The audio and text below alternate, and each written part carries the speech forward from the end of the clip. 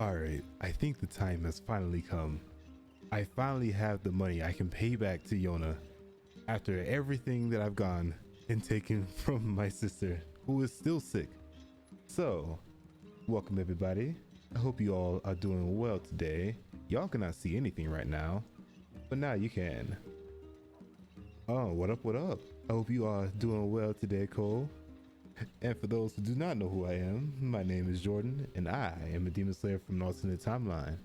And today, on this glorious day, I need to go give every form of affection to our sister so she does not kick us out of the house. Because oh, we actually have plants here. Oh, say less. I've also been farming in the background.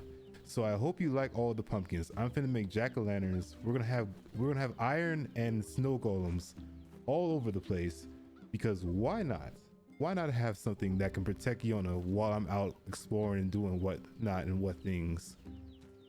Which, to be honest, I actually was growing these yesterday. This took 24 hours to grow in real time. Bro, I don't understand the farming in this game. Since chicken noodle soup. Oh, we finna get the whole Campbell's and everything. Chicken noodle soup, chicken and wild rice soup. It's gonna be some form of chicken soup. But let's see what our sister needs. And this time I promise I will not steal $500 from her. Cause see, I got 700 here in my own bed. And a defense drop. We got everything we need. Oh, look at that. She's doing perfectly fine. She's woken up. She's definitely not mad about the fact that we took $500 from her roughly about 2 weeks ago and still haven't paid it back. So what up, Yona? I got your money. Please do not kick me out the house. And yeah. Yona? Oh, hey.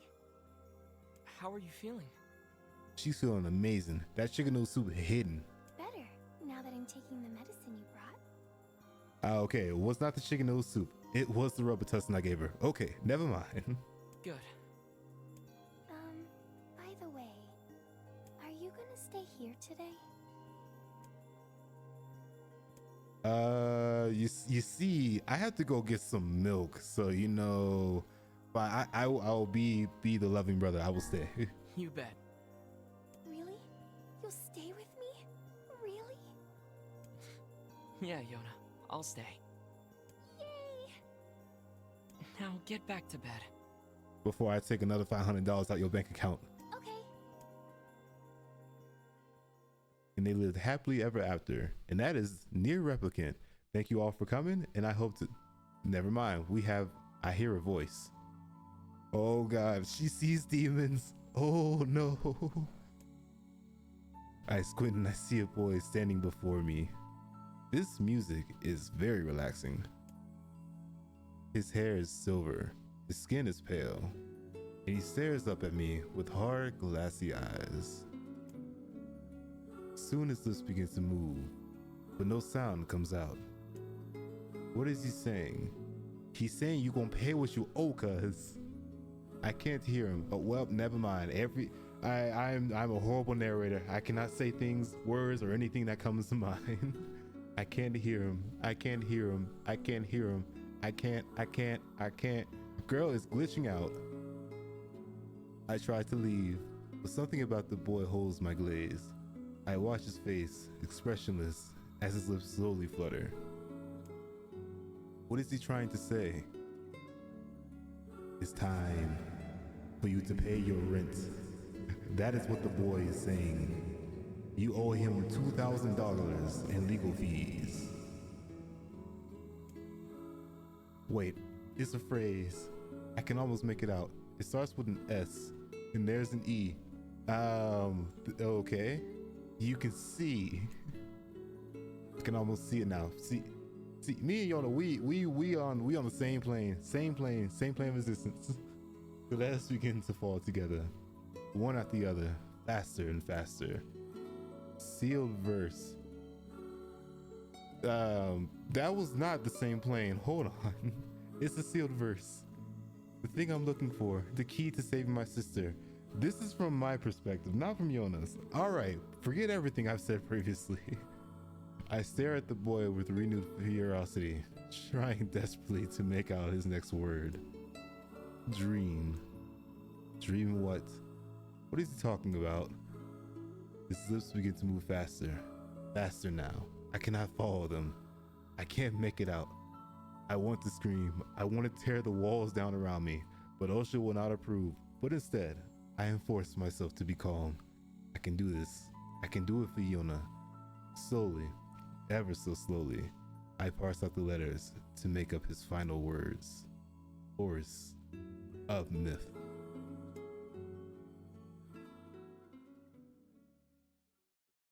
That is the perfect music to fall asleep to.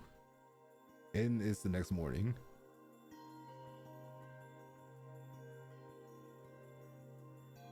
Okay. Just a dream.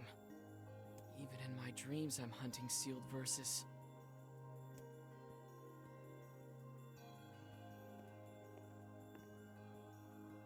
And okay, let's see what Homegirl got to say. Morning. Morning, Yona. What's wrong? Are you feeling sick too? I have what you call the itis. It comes after eating a whole bunch of food, specifically on one day throughout the year. No, I had a strange dream. What was it about? A whole lot of gang stuff. It's nothing. Don't worry about it. Cause I had a dream too. Oh yeah? Yeah, me and this boy were playing a game together.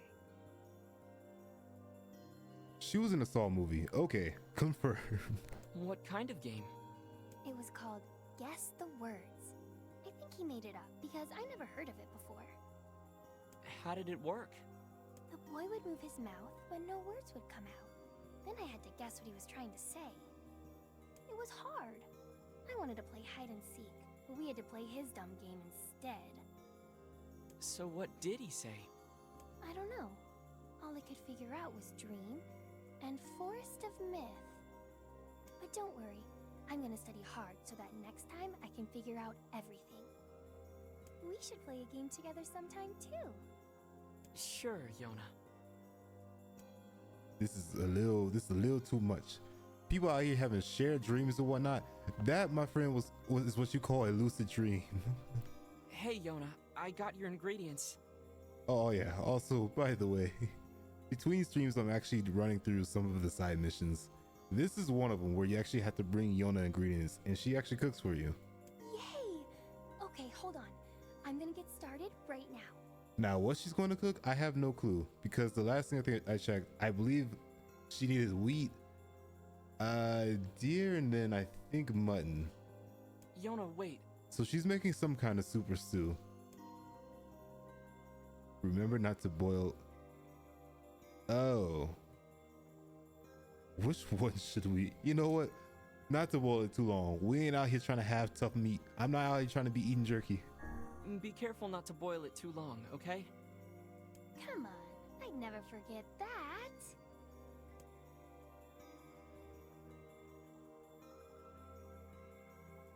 I recognize most of the ingredients, but the chunks of meat are so big I don't think they cooked through. Oh no. We about to have medium rare soup. Eat up, okay? Sure, Yona. It looks, great. Come tomorrow, Yona's not gonna be the only one here who's sick.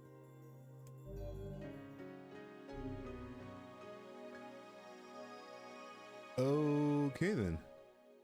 And she has more. Say, next time you go out, could you pick something up for me? What do you need? Sure, Yona. What do you need? A melon. I could have been growing melons this whole time. Oh, A melon? You got it. Don't forget. Okay, I know where we can go and get a melon. So thankfully that's a pretty quick side mission. Something troubling you, lad? It's nothing. Don't worry about it. Come on, I need to go ask Popola something. I need to do a lot of things, but we have priorities. You, sir, are tall, and that is a problem. We're gonna have to cut him down to size. Okay, let us go see what Popola needs, because I know I have a whole nother side mission stacked up for it too. But that one I might just save for the very end. Maybe. We'll see. Let's just grab a book and keep it on moving. You know what I'm here for. I came for the 17 herbs and spices. What's up, Popola? Oh, hi. I just got a strange letter in the mail. Dear Popola, I hope this letter finds you well. I'm writing in hopes to bring to your attention a certain dream issue. Oh, and everybody having lucid dreams out here. Okay. I was hoping that I might be dream able to get your advice dream on the map. There's a lot of dreams in this thing. I don't think you want to be putting dreams in here. This is not how that song goes in Sharp Boy and Lava Girl. That is certainly one bizarre piece of writing. Who's it from? The mayor of a small village in the Forest of Myth. It's a wooded area up north. The Forest of Myth? They're usually a bright and cheerful group of people. Something like this is very out of character for them. I have a bad feeling about this. I'll check it out. You will? But... Don't worry about it. I've got business there anyway. Oh, well, all right. Thank you. Okay, by the way... The Forest of Myth is to... Okay, I guess we just gonna... I think I have an idea. I have to load back into the library to complete the other quests. Okay. So we're just gonna do a quick load, walk right back into the library, and everything should be perfectly fine. We'll just act like we forgot to pick up our books or check them in. However that works in the library in whatever year it is. All right, now we can talk to Popola and complete the other side missions we currently have. There we go. Hey, Popola. The tavern's got your drink. Oh, that's great. Let me get Devila and then we'll head on over. Oh, we're going straight into it. Okay. Well, I hope you all enjoy the show. They about to drop the hardest mixtape.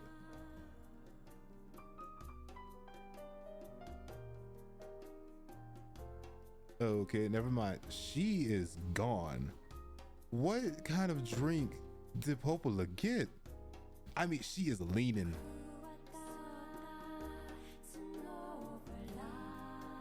She's singing that thing though. Such an unusual sound. I feel like I could listen to this song forever. I hear that. Funny how she can't sing it unless she has that crazy drink, huh? She must have had like 3 whole bottles of Hennessy, because ain't no way. Her head's not even moving. Oh, never mind. She is going to the whole choir right now. Okay. I don't know where that song comes from, and yet somehow it feels oddly familiar. That's because it's called boss music. You'll realize that once we get into the endings. Oh, so beautiful. Reminds me of back when I was a lot younger, it does. Prettier, too.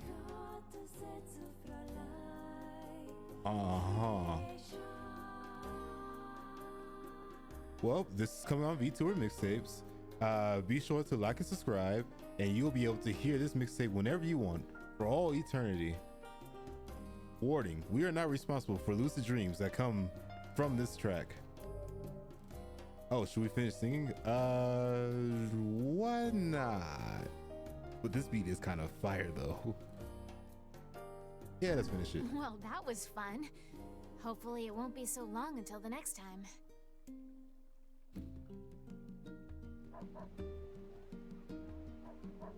Heavens, what a thrill.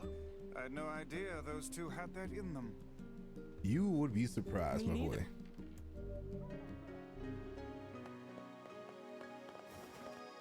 All right, and now we need to go see Popola one final time before we go out exploring and adventuring. I honestly wish they had that song play more throughout the entirety of the game, at least that version. Because Song of the Ancients is probably one of the most popular songs in all of NieR Replicant, and there's what, at least like 4 or 5 different versions. That one by far is probably my favorite. My boy, I am having a whole dialogue. I don't care if you got a crane, I will still cross your ankles up. What's up? Oh yeah, you ain't got nothing to say with your whole crooked behind neck? You lucky I can only stay 6 feet away from you, otherwise I'd be crossing you up like I'm Steph Curry. All right, let us go see what Poplar got to say one final time for a whole other side mission, which I believe this one was a cookbook, if I'm not mistaken. The Forest of Never mind. She said you're on your own, fam. Actually, let me just double check that quest real quick. Yes, I'm actually about 45%. I think the last time, or at least the last room, I was probably at like 20% of quest complete. So yeah, we've been doing a few things in the background. Okay, Yona still wants the melon, and there is something here at the library that somebody at Seafront needs. I don't know where in the world he wants me to get this though. Unless, do you have something? Popola asked me to organize the books, but I had no idea there were so many. I never should have taken this job. Yeah, about that. That also does not help me. Okay, so the book must be like on the first floor somewhere?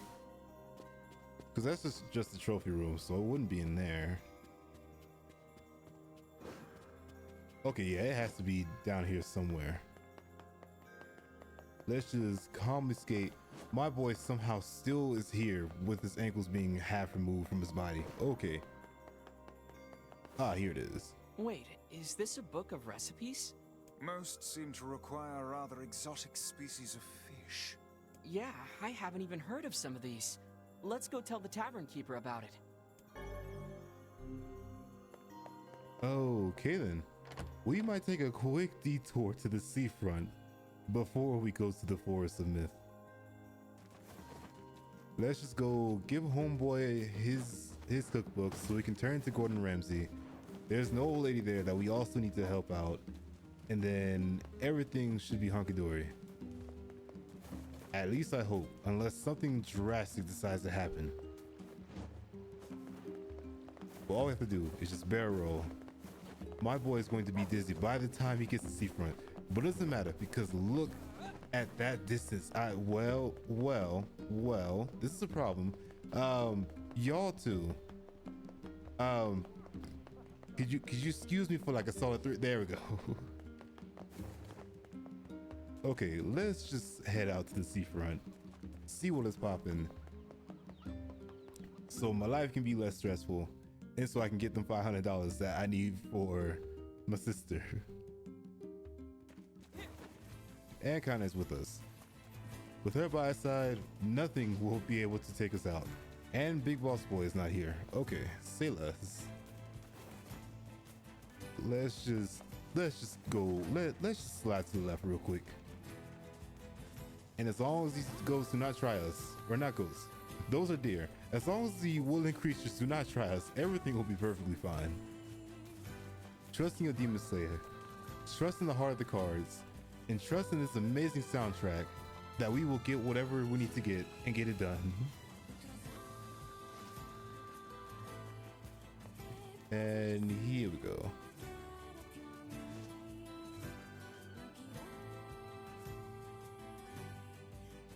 And surprisingly, Yona's not even writing any diary things today. Interesting.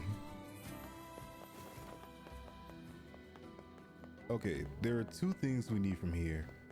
One is the tavern boy, and then the other I think was from the lighthouse lady, if I'm not mistaken. Alright my boy, I got your books for you. You also have the majestic music, but I cannot sit here alone for it. I found a cookbook in the library with some recipes that might interest you.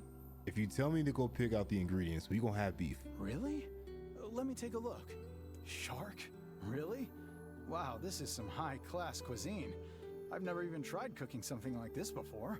Still, shark fin fried rice sounds amazing. Think you could help me track some down? My boy wants me to find a shark. Who do you think I am? You can eat shark fins? Man. Anyway, sure. I didn't come this far just to quit now. No, I did 100%. Wonderful. In that case, here's the shopping list. 5 sharks, 5 bags of rice, and 5 mushrooms. Oh, and thanks in advance. You really got me out here going grocery shopping for you. It is fascinating how gourmet cuisine can survive even in the midst of a food shortage. Yeah, Vice, I'm gonna just tell you right now, I don't think that's happening today. My boy wants me to find shark. Ain't no way. We gonna have to just pass on that one. Hard pass. But it's the first request I've made in ages. How dare you deny it? You can't leave. Who's going to tend the lighthouse? How much longer will you force me to toil here? Oh. All right, who has tea? I must go to him. I need to board a ship as soon as possible. No way, lady. It's back to work for you. Now get going.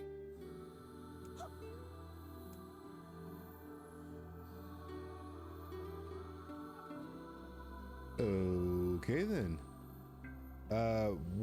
Why can't she not board the boat? What's going on? There's no one else in town who knows how to keep the lighthouse burning. We need her. Look, she seems to trust you. Think you could maybe talk her into it? Are you gonna pay me? That's the question. I suppose a visit is in order, yes? Okay, I guess we're not getting paid. We just gonna go piss off an old lady that runs the lighthouse. If this is the last time we ever hear the protagonist, you now all know why. Homeboy got set ablaze. He went out in shining fashion. He went up to the lighthouse to never be seen again. Oh no. Okay, let's just climb up, see what's up with homeboy. Also, how did she get up here this fast? Those whatever sandals she got must be like a limited edition Air Force One, because those stones are boosting up her speed like crazy. Those speed stats gotta be like 99 plus.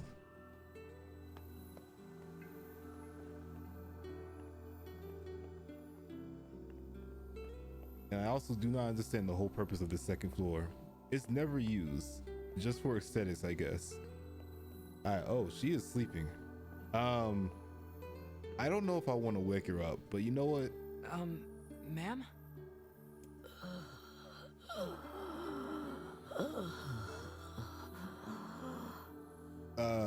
Look, I could go get some Robitussin for you too. I gave the same stuff to Yona and it worked perfectly fine. Oh no.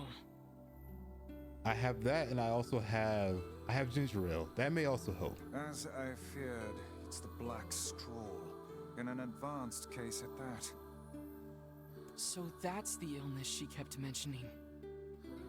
Oh, you. I suppose you want to tell everyone about my illness, hmm? Well, don't. I don't fear death. I've lived long enough and I'm weary of it. I'm weary of being alone. I mean, this is getting kind of deep, but all right. Though I don't fear death, I do have one regret. I wanted to see my love one last time. I've spent 50 years working the lighthouse for these people, and now they won't let me leave. I just want to see him. I want to board the ship that will take me to him. Oh, cruel world. So it's a dying wish now, is it? We should help her out, Vice. We've better things to do than stay here and operate a lighthouse. You'll have to convince the villagers to help. Come on, let's start with the postman. We have to walk all the way back down. My boy's getting his 2,000 steps, 10,000, 20, however many steps. He getting all the steps in today. Okay, well, I don't know if this is the last of the Lighthouse Lady quest. It might be though. Let's just go to the postman and see what's what. And let's just take a quick little shortcut and do 1,000 barrel rolls, and eventually we will get there. It is super bright. Okay, there we go. Huh? Lighthouse lady. She a battle axe, but she rusting just a wee bit. So y'all need to give her all of the ginger ale supply that you have if you want this lighthouse to keep working. Listen, about the lighthouse lady. Could you reconsider? You really should let her go. We can't. Look, I'm sorry, but you'll just have to trust me. This is for her own good. Death stalks this woman, Postman.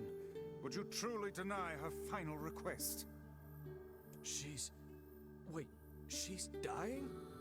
Yeah. So if you are doing it for her sake, then you should just grant her final request.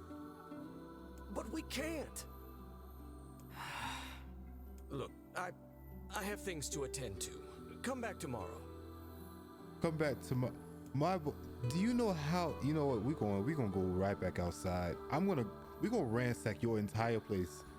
If you, oh my, you know what, just cause we're gonna go ahead, go over here. I'm gonna push all of your boxes out the way. We're gonna knock out all of your chores. I might have messed this up. Oh wait, hold up. Yeah, no, I completely messed this up. Let me push this back this way. And then, oh wait, hold up. We push this one here. Push you here. Push you here. Now we can make some magic happen. And then just like that, everything is easy peasy, beautiful. There is nothing down here. I came to ransack this place and there's nothing here but a toilet. Okay, I'm heading out. We just gonna see ourselves out there. We can only save one. We have to save our sister. The lighthouse lady, it is what it is. You, my boy, we gonna have words. I'm crossing up your ankles after I do old boys with the crane. Methinks the postman is hiding a secret of his own. I suggest we go back. I have a feeling we might discover something. I just walked outside. Oh my. I can't believe she's going to die. I suppose there's no need for this now.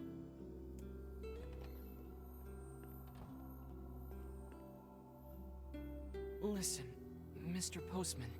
Hey! What are you doing here? I would ask the same of you. Work. Just some work. Wait, are you writing a letter? I don't see how that's any of your business. Well then, allow me to ask about something that is very much our business. Why are the old lady's letters, and only her letters, postmarked from this very office?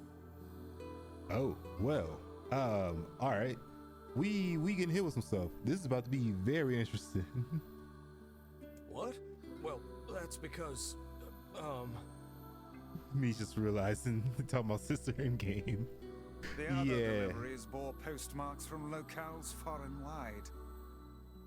What are you getting at, Vice? A woman was not receiving letters from a lover in some far-flung land.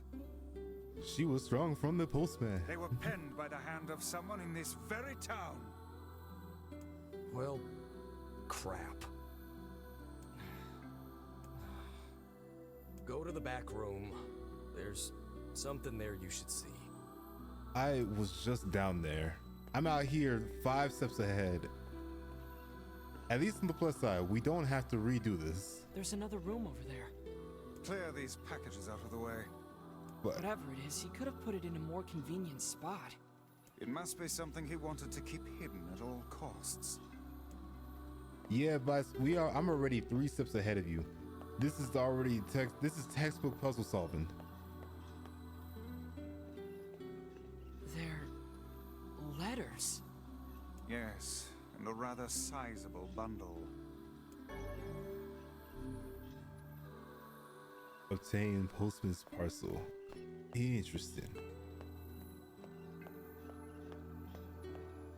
So yeah, let us crack the rest of the story. They were all written by the woman in the lighthouse. And you never thought to deliver them? I couldn't. Not anymore. Here, look at this. It's a death notice. For her true love, I presume. Then who sent the woman all those letters? I did. What manner of cruel hoax is this? I didn't mean for it to be cruel. None of us did. The whole town agreed to help. So you're all in on it? Those letters kept her going. They gave her hope. She believed her love to be alive in a foreign land somewhere, and we couldn't bear to tell her otherwise. This is like one of those "am I the asshole" type Reddits. 100% that's what this is. So we just kept the lie going. It started with my father some 50 years ago. Are you gonna keep lying to her? Yes. The truth can only cause her pain. Are you sure she's better off this way? It's not a very happy truth now, is it? What about her final request? I don't know. How should I know? I'm just a damn postman. I don't know what to do anymore. What's the best thing to do? What's the right thing? Here, I have a new letter. Take it. It says that her love is coming, but that the journey will be long. It tells her to wait. You wish us to deliver another letter filled with lies? You uncovered our town's deepest secret like it was nothing. I don't think that's an accident. Look, I've told you what I think. Deliver the letter or tell her the truth. It's up to you. Okay, hold on. I'm gonna read this letter right in front of you, because we're gonna see what kind of buffoonery you have going on here. Let's go here, straight to documents. Which one is okay? The one on May. 50 years have passed since I've gazed upon your face. How is it possible? When next we meet, I hope to look you past the wrinkles of an old man and see into the soul as young as the day we first met. This is completely straight out of ChatGPT, but alright.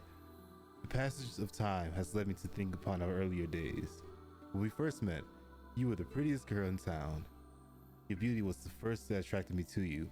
It was your kind heart which ensnared my soul. So that's a lie, but you know what? It gladdens me to read your letters, for I can see them and that your spirit is as wonderful as ever. I thank the gods each day that we fell in love, even as I curse them for keeping us apart. I will see you again. Wait for me, my love. My boy, you could have done better. I'm just gonna say that right now. You could have done way better than that. You could have put in some words in there. Could have, you know, sprayed the letter with like some incense, like some lavender or something. Whatever her favorite scent is. Oh, and we telling the whole truth right now. Oh man, this is tough. What do we do, Vice? What do we do? Calm yourself, lad. There's no need to get in a froth over a problem of someone else's making. It's hard to believe the entire town was lying to her. I wager their intentions were good. Elsewise, they would not have carried on with the ruse for 50 years. It also explains why they tasked her with keeping the lighthouse running, so news of her love's demise would not reach her.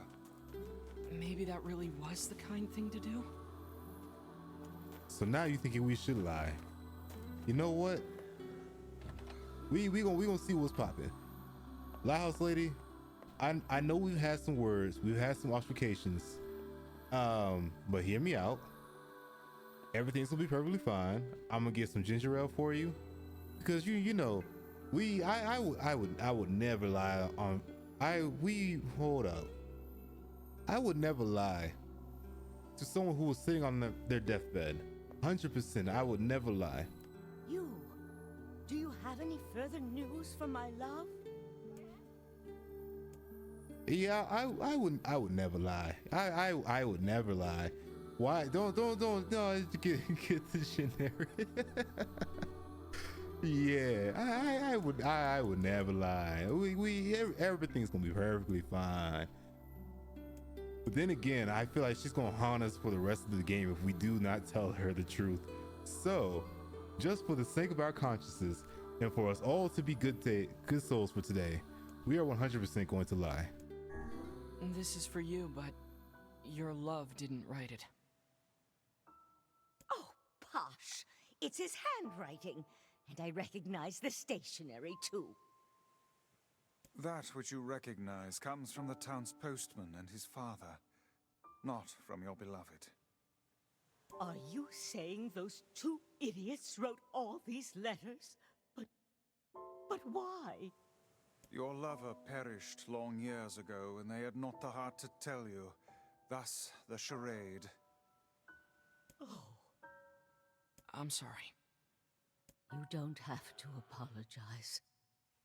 To tell you the truth, part of me had suspected something like this. But it's hard to hear a secret thought finally spoken aloud. I think I should be alone for a while. Well, I'd like to ask you a favor. I want you to forget we ever had this conversation. The entire town has worked on this story, and they did so to make me happy. I don't want their hard work to go to waste, so I will carry on as if I am none the wiser. As you wish. Please, tell the postman. Thank you. We will. I am getting death money. She is giving me her whole will. Ain't no. Huh? You have my thanks. Well, this is the last time we will all be seeing the lighthouse lady. So all of you be sure to pay your respects. And I will see myself out of here.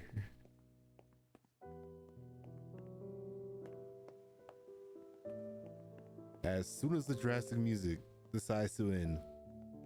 Bro, I'm supposed to be just going to the Forest of Myth. Now out here causing headaches and heartbreak. So let's just go talk to the postman. And yeah. Don't worry, if we still have the option to lie, we are 100% still going to do so. It's just, you know, we just gotta, you know, everything's gonna be perfectly fine. The music might be sad, but the mixtape will definitely put us all in our emotions. All right, homeboy, I got some words for you. He has nothing to say. My leg's still bothering me. Okay then, well, let me leave and then come back and see what happens. Just so we can have a change of music, so we're all not tearing up. Yeah, we'll be right back after these brief messages.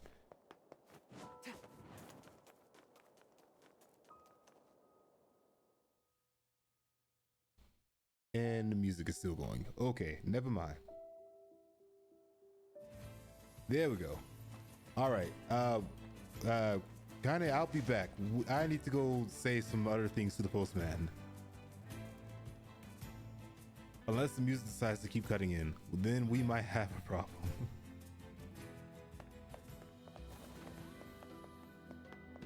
Okay, the music has now returned back to normal. Let's go talk to the postman real quick. If we can. It does not look like we can either. Well, this is interesting.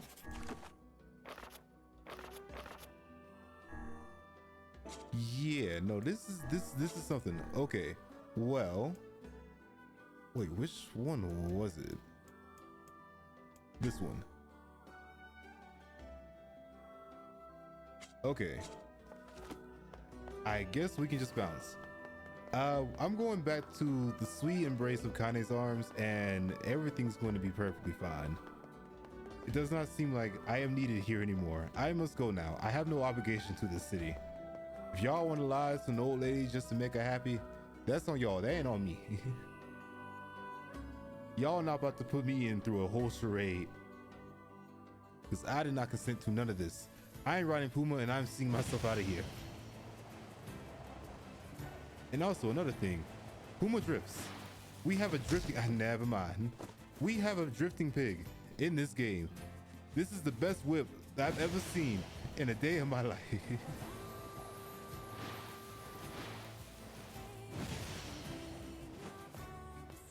Get you a protagonist that can drift a boar 17 times the size. Surely he'll give you the entire world.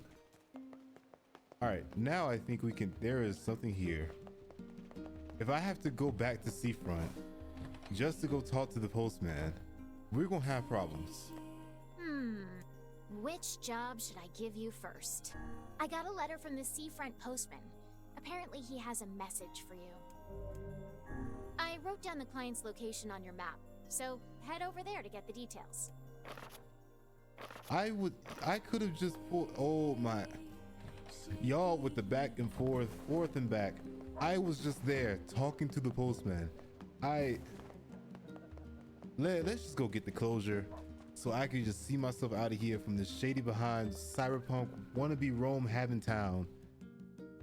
And this is a letter, this is a diary from Yona. She wants to see Kane. I do not recommend it. You are not, Yona is not ready for the repercussions of those actions. Let's just go see the postman. Just assume that there's a ×4 skip. My boy is running super fast like Sonic, no hedgehog, and he's making moves. And hopefully these here do not try my gangster. Okay, say less. And this is a shiny. I will gladly take that, even though I have no need for it right now. And I wish they had the boar on the other side of the map. But I guess just because of how small or how short that start of the map is, you can't really spawn a pig there. At least not a Puma that size.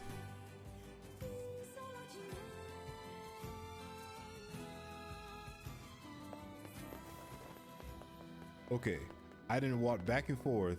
My boy is dripped in sweat. Postman, you better have some words for me because I was just at your crib not even 3 minutes ago.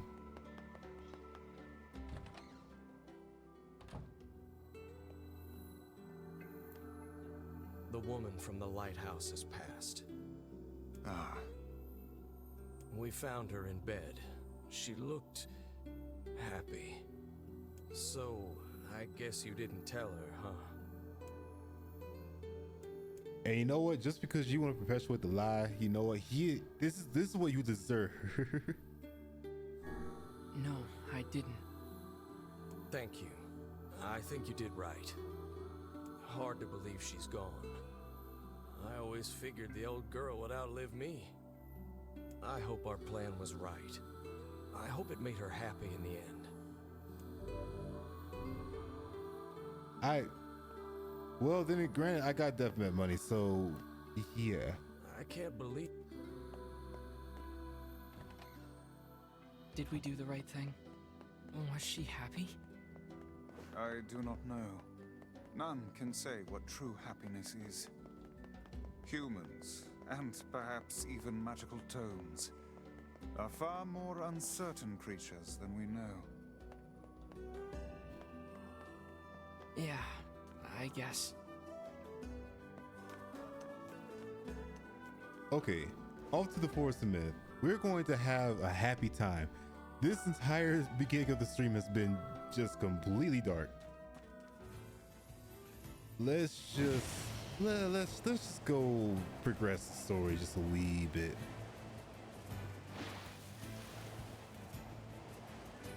As soon as I do not hit any, never mind.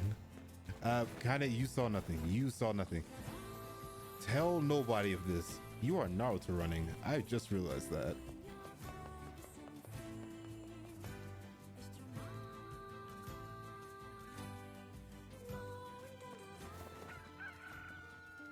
And wait, what is this?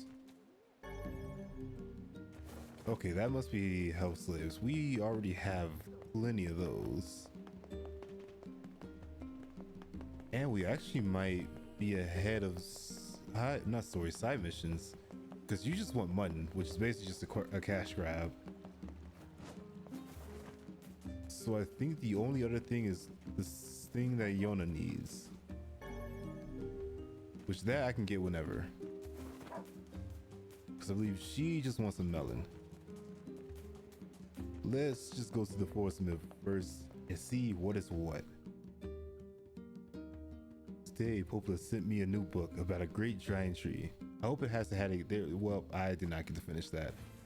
Oh, there are ops right out front. Okay, all y'all, I need you to see me real quick. Don't worry, everything's gonna be perfectly fine. This hurts a little too much for my liking. And just because I can, tell no sheep VTubers of what is happening here. This is solely just for me to get money. That sounds even worse out of context.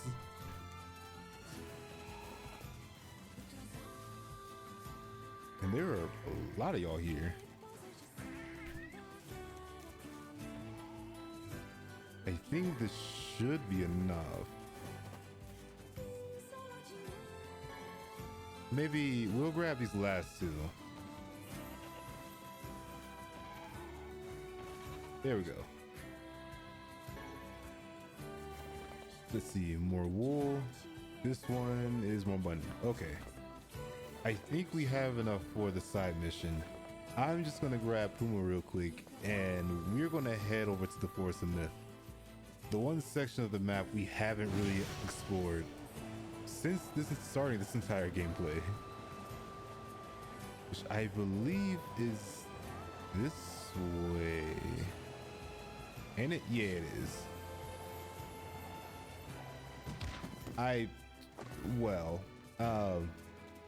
I'm just gonna go in here now. Now loading. Oh.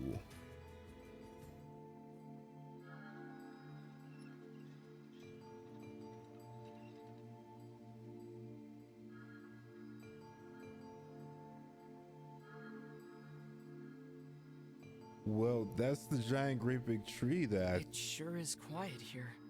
Such silence bodes ill. There's trouble on the way, I'm certain of it. You know, a little optimism now and then wouldn't hurt, Vice. Such cheek. So that giant avatar tree, I believe is the one Yona was talking about in her diary. Let's just save real quick. And what is this? I'm getting handed stream capsules here. Is this or is this not the whole village from Ocarina of Time, where you start off in the game? All you need is just the giant tree to have a face. Okay, y'all are just standing still. Wait a second. There's gotta be more to this. There's only 3 people here. Okay, there has to be. This is the whole map. This is the whole village. A population of 3. You know what? I ain't even gonna take it. Even my boy looks worried. But this looks majestic as heck, just to have the entire tree in the background.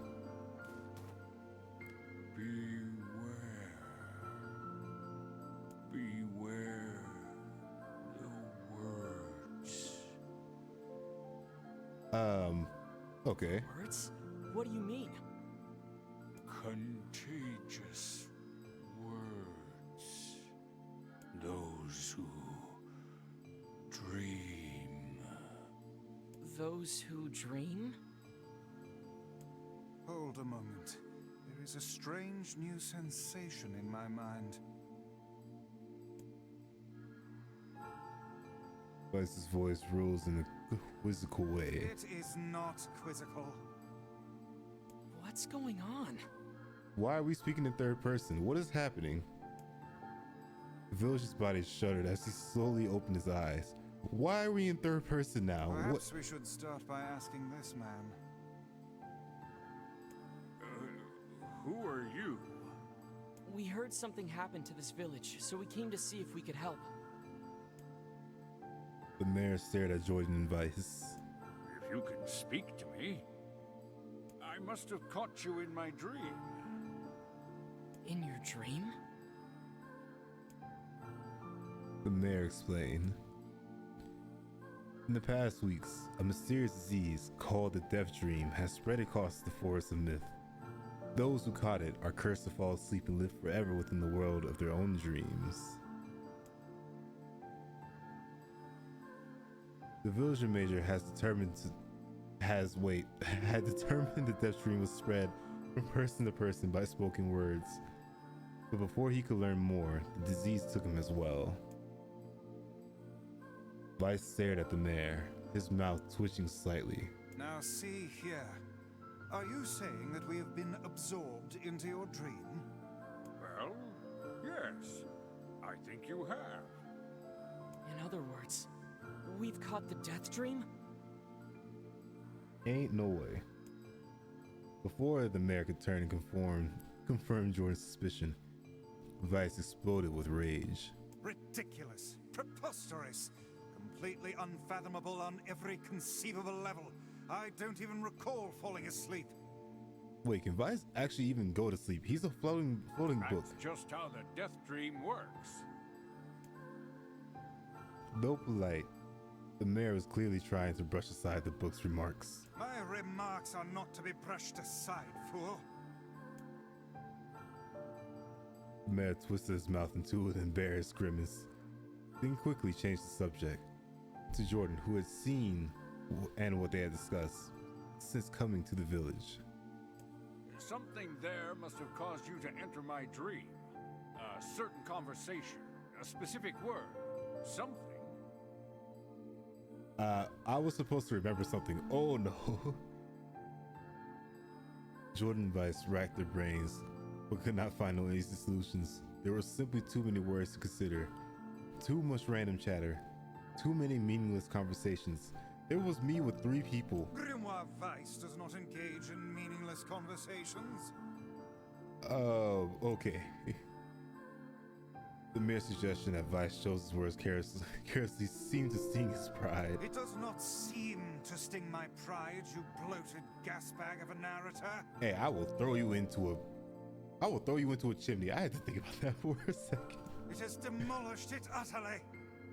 Well, you did that. You let that happen to yourself. Irritated, Vice looked skyward as if searching for the answers in the heavens. I was doing no such thing. Just leave me alone already. How about no? The anger created by his harsh words bled over to Jordan like a contagion. Wait, did someone just say contagion? Yes, I believe so. What of it? Well, that villager told us to watch out for contagious words, right? The mayor leaned forward with renewed interest, pushing a startled Vice aside in the process. He must have said something, right? Asked the mayor. Something specific, a combination of words. What was it? It was about dreaming, or something that dreams, or... Oh, what was it? A sheep, cried Vice suddenly, throwing out the first thing that popped into his head. Lord, if this is gonna be the guesses that Vice has, we're gonna be stuck in this dream forever. The others stared at him for a moment before slowly shaking their heads. After a few more minutes of thought, Jordan's face suddenly lit up. I remember, he said. Those who dream. That's what he said. I'm sure of it. At this, the man produced a thick sheaf of papers from his pocket. He flipped through them a few times before finally nodding his approval at Jordan. That sounds right, he said, as a straight sheet of paper fluttered to the ground. My notes also mentioned something about that. I bet it was the last thing you heard before you fell asleep. The man shook his head, worn pencil sub, tracing lines across a lone piece of paper. For the last month, I've done nothing but study the disease we call the Death Dream, he said. I mean, I am the mayor, right? It is my job to protect people from whatever's coming along. But I never expected a couple of outsiders to start entering people's dreams. The mayor paused, a grimace across his face.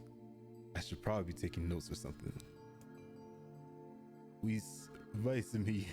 He's definitely not Whis. Wrong franchise. Vice immediately fired back. I applaud the force and will it takes to research the disease in your dreams, he said. But perhaps we should bend your efforts to escaping this place instead of trying to understand it. The mayor's head tightened around his pencil, snapping off the tip. I've tried to escape. From the very first moment I realized I was locked inside my own dream, I've been looking for a way out, but I don't think it exists. I mean, this is my dream, right? If there was an exit, I'd know about it. He paused for a moment, his unfocused eyes staring at nothing. My village was beautiful, he said to no one in particular, and it is filled with the most wonderful people you could ever hope to meet. But once this dream took a hold, things changed. And it's like someone took a sponge and soaked all of the color out of our lives. I just want us to be whole again. I just want us to be free. And I won't stop trying until it happens. Jordan nodded in agreement. Huh, wait a second. I didn't nod. Look, if we can be of any help, just ask. Now hold on, I did not just say that. Silence, cried Vice. The grimoire looked from Jordan to the mayor, and then back again, his face filling with confidence. Grimoire's Vice's face is always confident, thank you very much. Now see here, mayor. You told us that nothing can exist in this dream without your knowing of it.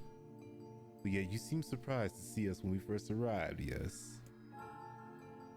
The mayor slowly raised his head, realization drawing on his face. Oh my God, he said. You're right. You're right. I had no idea you were coming. The human imagination is a limitless engine, said Vice. And dreams are the fuel. If you can imagine an exit, then it must be so. With your permission, we shall search it out. Thank you, said the mayor. I don't know how I can repay you. Payment is not required. We are not doing this for free. I am saying that right now. Payment is required. We are not as eager as you to be done with this place. The mayor suddenly felt as if he could breathe again. He'd almost forgotten what it was like. Good luck, you two, he called out to the departing forms of JordanVt. We are all counting on you. As Jordan slowly faded into the misty forest, the mayor was struck by a sense of deja vu. I saw this man once before, but where? Jordan's mood darkened as he trudged through the forest. Well, if in case you all were wondering about the audio log or the ASMR stream, here you go. Hours earlier, this is turned into a complete visual novel, but without the visuals, it's just a straight novel. Hours earlier, when the beauty of the place was still a new thing, he had been confident that they would get in, find the exit, and being home in time for dinner. But the deeper they went, the more forest that closed in around them. The mist made it difficult to see more than a foot in any direction, and the moss-covered rocks seemed determined to twist his ankle. More than once, he's been forced to steady himself on a rough bark or tree, and his hands now left small trails of blood on everything he touched. Additionally, Vice was proving to be a spectacularly poor travel companion. Oh no. Unhindered by either terrain or physical effort, he spent most of his time urging Jordan to pick up the pace and grumbling about their slow progress. Oh, he's that person that sits like in front, or no, is it passenger princess? What is it called? When the person, like, you're in a car driving on a long road, highway or whatever it is, you're going from point A to point B. You're the one driving, but then the person that's either sitting next to you or behind you is always kind of barking orders, saying, nah, you need to turn here in like 300 feet. You need to turn right now. Otherwise, it's going to be another 3 hours before we get to wherever we need to be. Vice is starting to sound like that person. Finally, after Vice mutters something, and as such, he mutters something about Layla's turtles being more adept at navigating the environment, Jordan snapped. He set Vice on fire, and the story ends there. Okay, Vice, grab it for a second, would you? You don't have to walk. Jordan leaned against a tree and tried to stretch the knots from his back. How can this stupid forest be so big? He murmured to himself.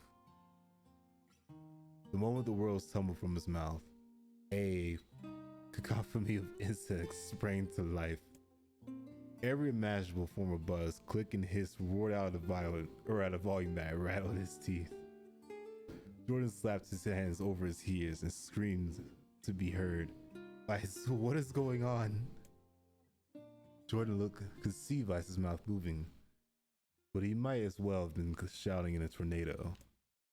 The insects screamed, the forest howled, and then, just as Jordan's ears seemed ready to tear from his head and go running for cover, the sound diminished. Hesitantly, he removed a hand from his left ear and listened to the creatures of the woods. 3 to the 4th power. Shaq to the 3rd power. Shaq is in here. She to the 3rd power. Wuma? Yeah. Wuma to the 2nd power. Wuma squared. Sheik, that almost looks like Shrek. As the insect symphony diminished on another decibel, Jordan began to detect patterns in the sound. This isn't random, he thought. It's not just white noise. It's something else. The instincts weren't calling out. They were asking a question. Huh? 1 with it is lacking. 2 which is ideal. 3 which is with it is saying what it. By my pages, is this a riddle? Huh, wait, what? We were just in a forest. My boy was stretching his arms out. I thought he was about to get swarmed by a whole bunch of bees. Now they talking about some 1 with it is lacking. 2 with it is ideal. 3 with it is dangerous. Who is it? What kind of... Oh, well, let's just continue the story. I guess so. I mean, it feels sort of forced, but maybe it's the key to getting out of this place. Then I leave it to you to answer. 1 with it is lacking. 2 with it is ideal. 3 with it is dangerous. What is it? Honestly, how in the world am I supposed to know? You know what? It's a secret. Inwardly furious, Vice left the task to him. Jordan sighed and gave the only answer that made sense. It's a secret. Right? The sound of the insects stopped, and suddenly as it began, the forest undergrowth parted before Jordan like a rippling wave, opening a new path. What?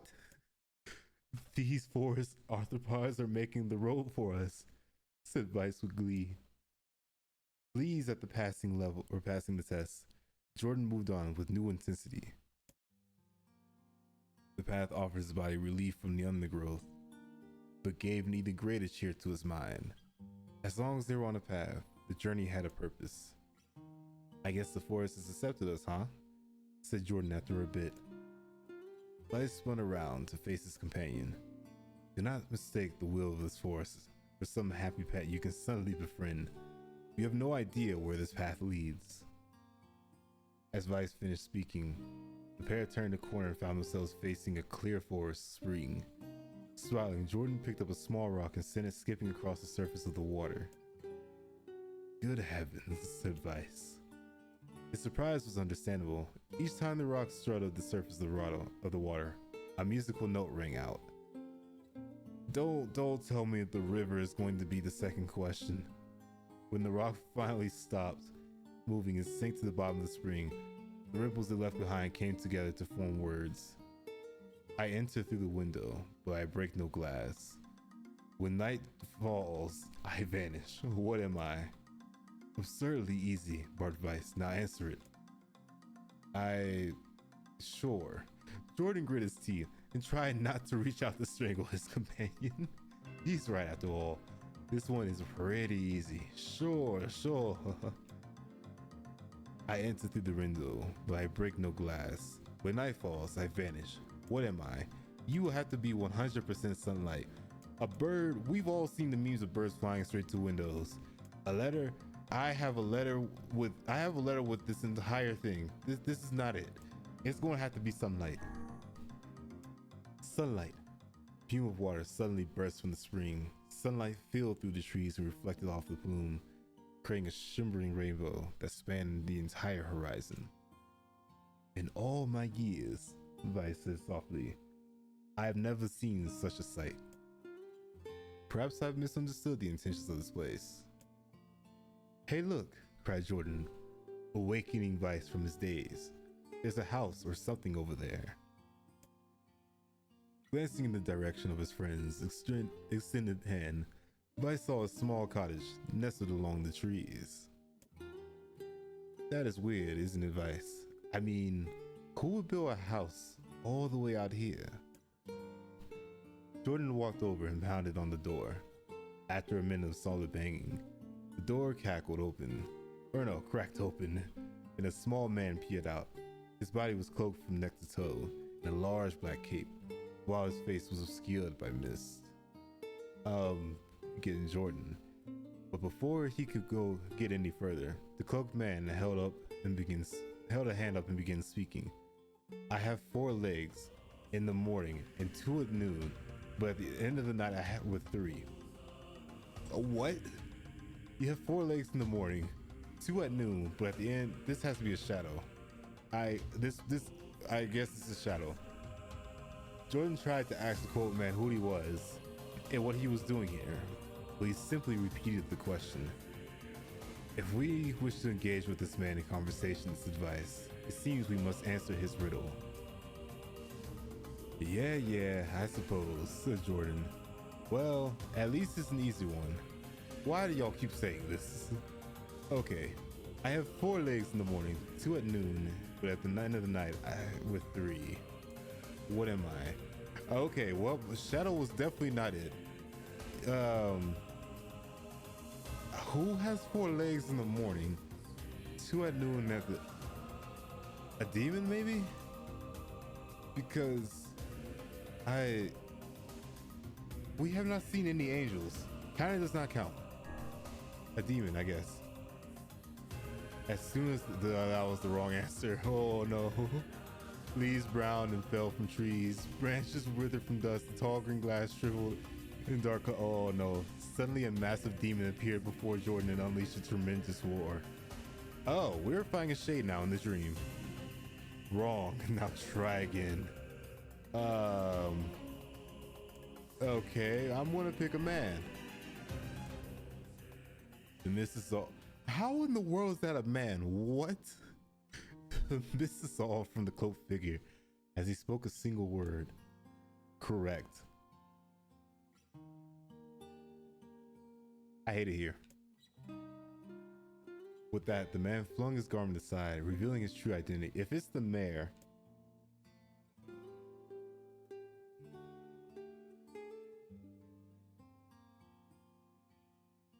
you're the mayor, cried Jordan. The small man suddenly shook his head. I am not the mayor you know. Now listen to my words. Long ago, I saw a version of you that was not yourself. Sorry? What does that mean? It will make sense in time. At present, I simply congratulate you on cracking the seal of the death dream. Now you must go to the person at the forest entrance. With that, the man turned his heel and slammed the door behind him. As Jordan watched, mist swept up from the ground and enveloped the entire cottage, erasing it from existence. When Jordan and Vice returned to the forest entrance, they found the mayor leaning against a tree. As soon as he caught sight of the duo, he sprang to his feet and scrambled over to him. Good gravy, he cried. You made it. You actually made it back. His left hand grasped Jordan and bummed it so fiercely it threatened to dislodge from the socket, while his right seized Vice by the cover and swung him through the air. God, by the heavens, stop shaking me, you fool. We have not even told you that we were successful or not. The mayor smiled broadly and shook his head. I'm just happy you're alive. I didn't think I'd ever see you again. Jordan withdrew himself from the mayor's eager handshake with a slight smile. He broke the seal, he said. At least, I think we did. The mayor's face beamed as Jordan filled him in on the details. When the tale was done, the three of them laid down in the forest and fell asleep. Jordan cocked his head. Okay, hang on a second. This is crazy. Why would we just have to lay down and go to sleep? Why do we have to dream within the dream? Does the dreams cancel out? Cease your endless prattle and go to sleep, fool. Fighting against the rules of this place is futility itself. Jordan and Mare obediently reclined at the top of the grassy earth. Have you forgotten, continued Vice? It is words that control the deaf dream, words that allow us to move from place to place. No matter how unnatural they seem, the words are absolute. Therefore, if the words tell us to sleep, then sleep we shall. And once we do, the story will continue. With that, the trio found their eyes growing heavy, their breath slowing. This is the first time, began the mayor, the first time I felt tired since I was imprisoned here. His words were cut off by a loud, long yawn, and he remembered nothing more. They might have slept for an hour or a year. When they awoke, things had a slightly more real quality to them. The mist felt thicker, the leaves greener. It was clear that they had awakened from their dream. Jordan shook the mayor's shoulder gently. Good news, he said. I think we made it. Oh, wow, said the mayor in an odd voice. We did. I'm back. He blinked once, then again, as if not quite believing the sight before him. You two have no idea how much this means. The deaf dream was speaking through our village, and I wanted to... Well, I thought I could figure out how to stop it, but I guess that wasn't the case. I must have caught the disease and became trapped in my own dream. The mayor started to stand, then collapsed back to the earth. He stared at his legs as they were trying to remember how they worked, then glanced back at Jordan and shrugged. Without a word, the young man reached down and pulled the mayor back to his feet. Real life might take some getting used to. The simulation is done, said the mayor with a wry smile across his lips. You shall relearn in a short order, I am sure, said Vice.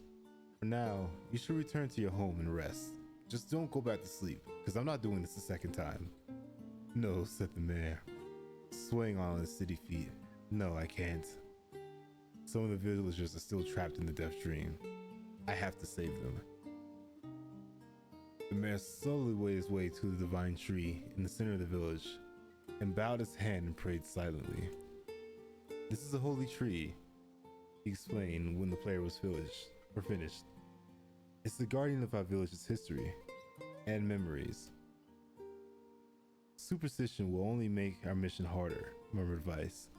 We should not put our faith in the gods. The man shook his head. Not the gods, the words. Legend says that that tree is home to a powerful magic known as a sealed verse. Jordan and Vice could not contain their surprise. It seemed the gold had been found in the most unexpected of places. I say, this is uncertainly a stroke of luck. As the three of them said their goodbyes, Jordan mentioned the strange man who had been giving them the third riddle, and the mysterious words he had left them with. I once saw a version of you that was not yourself, murmured the mayor. What in the world does that mean? Lost in thought, he stared into space for a long moment. You know, he said softly, this is going to sound odd, but I have a feeling I've seen you two before. Jordan tried to keep a straight face and failed. but the mayor didn't seem to notice. Deja vu, right? Anyways, I figure it's just some kind of illusion created by the deaf dream. It probably doesn't mean anything. Jordan gave the mayor a nod and a smile. Within an hour, his thoughts were racing.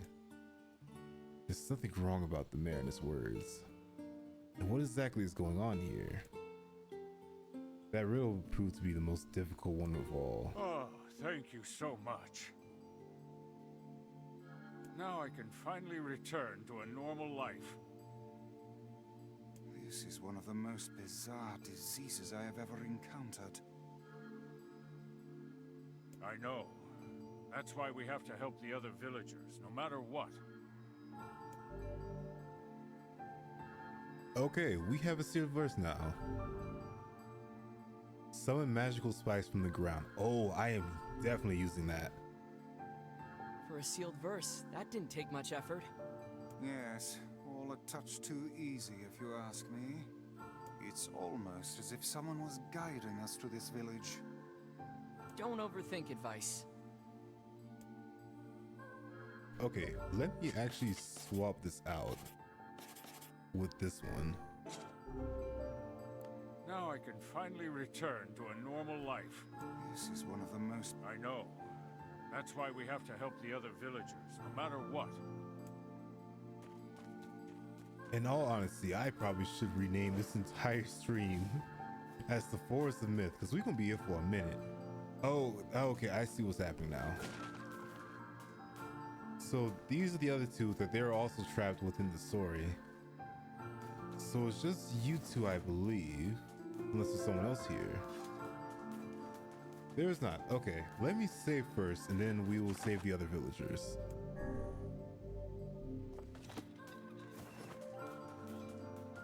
And first, we will start with a homegirl.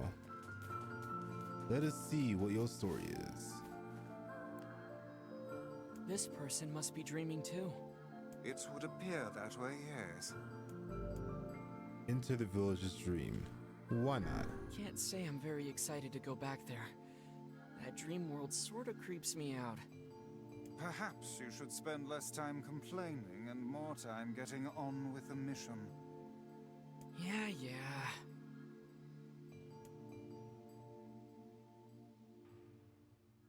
I breathe air, scented with death, and resist the urge to laugh, for I know it will sound like the words of a madman.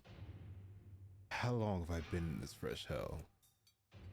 My box, my prison, is tucked beneath the stairway in the long, unused catacombs of some infinite castle. Outside, I can hear the sounds of a funeral dirge coming from that place without end. Light has no place here. Wind is a forgotten friend. I pray for death to come, but he forsakes me. Time passes, and eternity slips by in a single tick of the clock. Someone knocks on my prison. Anyone here? I can hear an unfamiliar voice say, I think this story is from the perspective of the woman, but let's keep it continuing. My savior. Yes, from the perspective of the woman, I believe. Okay. I claw through the door of my jail, embedded in thick splinters under my ragged nails. I scream for help. I laugh, I sob. Surely this is a product of my addled mind. Surely it cannot be true. Help me, I cry. For all of the love of the gods, help me. Impossibly, I hear the sound of a lock being turned and falling to the floor. As the door suddenly creeps open, I have just enough time to see a silver-haired boy in a floating book before the light pours inside. My eyes, accustomed to the blackness, explode with pain, and I'm forced to turn away. Who are you? I ask, shaking hands covering my face. How did you come to this place? I am Grimrod Weiss. This is Jordan. Long have we been searching for you. Now come, stand. We shall awaken from this nightmare together. The one known as Jordan extends his hands and pulls me from the cell. Though my eyes are slow to adjust to the freedom, my ears are keen as ever, and they recognize the signal of sounds of heavy rain. I never thought I'd hear that again, I whisper. Would that this were not such a terrible storm, said Vice. Look at your feet. I force my eyes open and see water pooling around my ankles and lapping at my shins. There's so much of it. Yes, and more comes with each moment we delay. If we do not make good on our escape, we shall all drown in this castle.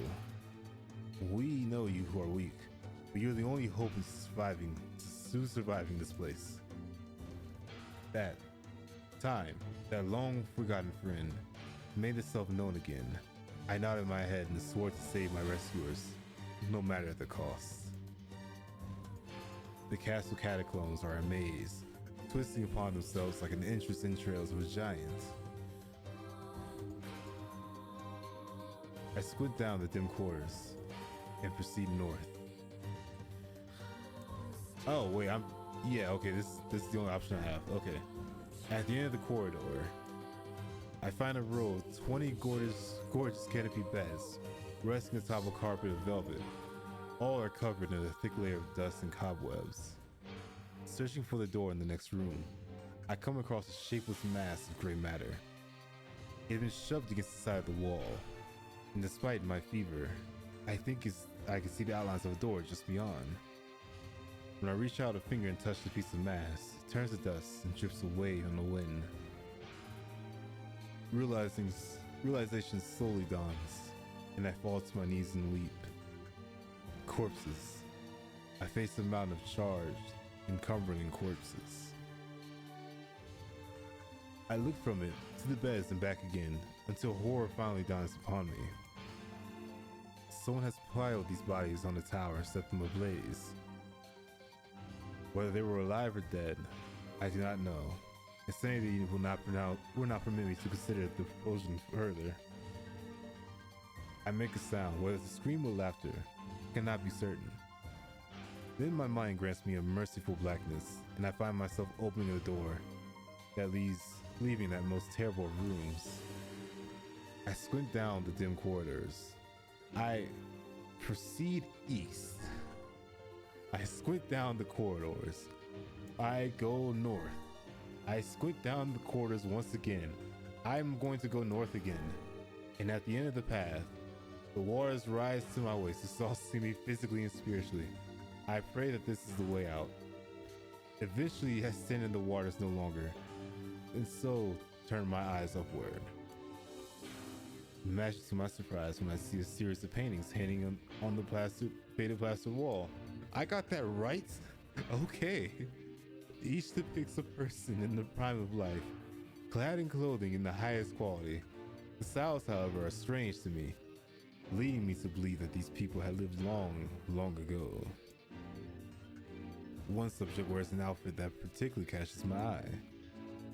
It's constructed of a thin, breezy cloth and decorated with a motif of flowers and birds, while encircling the figure's waist is a leather belt of the most perfect construction. It is a stunning costume, even by modern standards. As I glaze at the portrait, I am struck by a desire to touch it with my own hands. Yet I extend a single finger to the painting, and I'm gripped by a most unpleasant feeling. Staring closely at the image, I can see it bend and wrap into the shape of another finger. Something behind the picture was pointing at me. And is it another prisoner? A fellow inmate trapped for eternity in this place? I cannot let it pass, so I seize the portrait with both hands and throw it into the water. The wall is hollow behind the painting, and inside I can just make out a body. Whether or not this is a prisoner, there would be no rescue. The poor soul is long dead. Scraps of clothing lie on the floor around his bones. Only a small amount of fabric has survived, but it features the same delicate designs of that which were depicted on the portrait. I have been admiring a roll of corpses, brought from view by portraits of each victim at their pinnacle. Enough shielding my eyes, I paddle through the water. I squint down the corridors and proceed south. I squint down it once again. We gonna be going west, and at the end of the path, a row of heavy wooden packs lie on the side of a dark chamber. Doubts to say, they are filled with wine. At the rate this story is going, that's probably not wine. My thirst roars for life. I cannot remember the last time my parched throat had relief. I scramble to the first cask and pull frantically at the cork. The theft of a few cups means nothing, I tell myself. The cask will be ruined by the flood regardless. Finally, the cork surrenders to my attack, and the thick red liquid bursts forth from the hole. This is no wine. As I called it, this is Twitch's ketchup. Still warm to the body. Whether it be spicy ketchup or regular ketchup, I cannot say. The foul liquid soon mixes with the rising floodwaters, creating a warmth that laps against my thighs. By all the gods, all the rest of these casks filled with ketchup as well. I lack the courage to confirm my suspicion. Disgust quickly becomes fear as I turn to flee, but my weakened legs betray me, simply toppling over into the ketchup ocean below. The smell of death is everywhere. It threatens to consume me. I must escape this hell. Crawling on all fours like an animal, holding back screams of any foulness entering my mouth, I lurch forward towards the ketchup waters and out towards the realm of freedom. I squint down the dim corners, and we going east now. I squint down again, we going north. I squint down once again, and we are going south. The water has risen to my chin, and now laps greedily at my mouth and nose. What? He really desires to say more, but the rest of his insult is cut short by the rising water. Vice is now wet and tattered. I might have messed up. Well, it's already too late for him. This wasn't how it was supposed to end. I died. What? What? Wait. Okay, so we don't go east. Wait, no, we go east. We don't go north. Okay, let's try that again. I would have been surprised if I got all of those in one take, because ain't no way.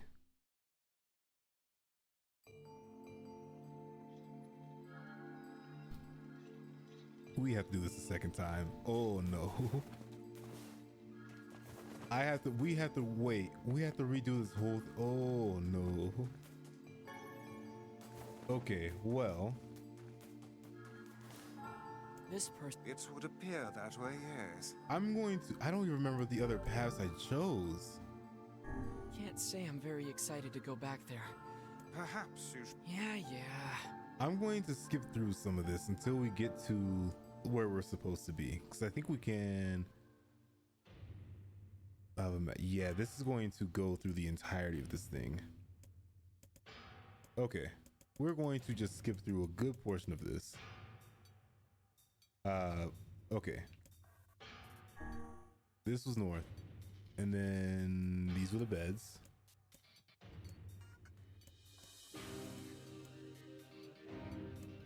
This one, I believe I picked east, and then north again.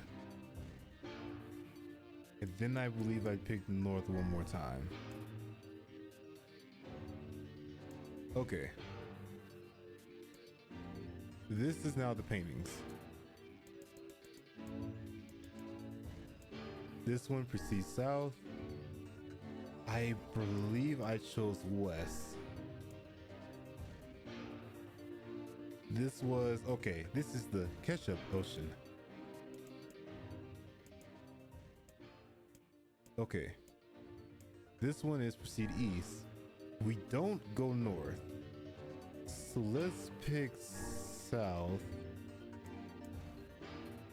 And then north. This one wasn't it. Okay. Well, we are once again dead. We're going to be here for a minute. I need to see how this story ends. Okay. At least we have infinite tries to get this one done. And I think, if I'm not mistaken, that might be the last one must too. Be dreaming too. It's. Can't. Perhaps you should. Yeah. Okay, take 3. Let us see what is what. Because if not, I'm going to be out here just experimenting on which one of these is going to be the solution to my problems.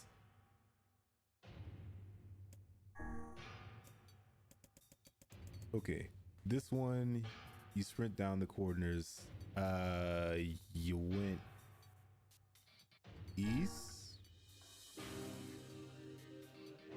then north, then north again. So we have east, north, north for the first one.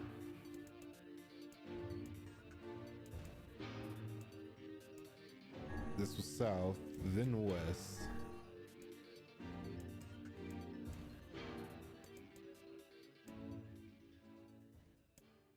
Okay, we're back here. So then we go east.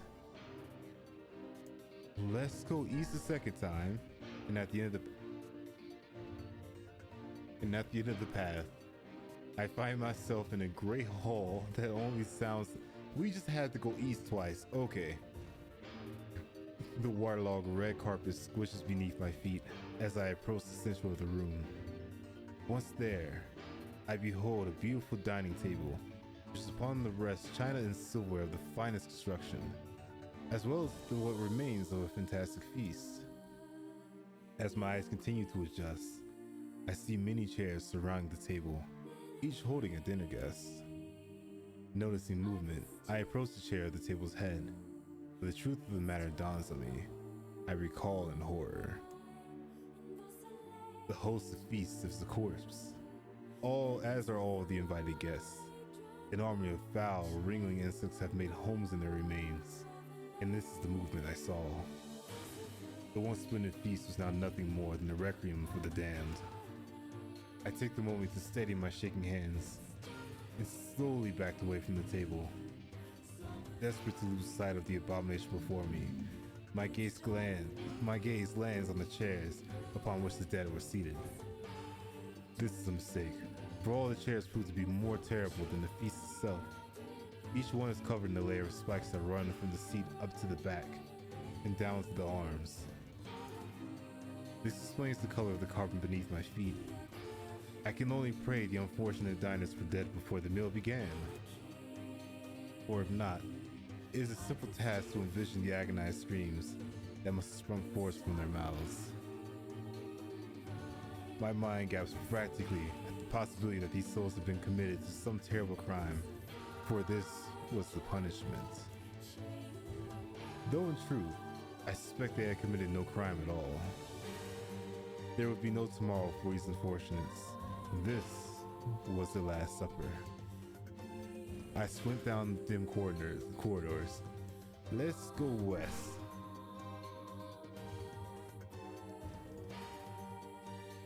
We'll be right back after these brief messages.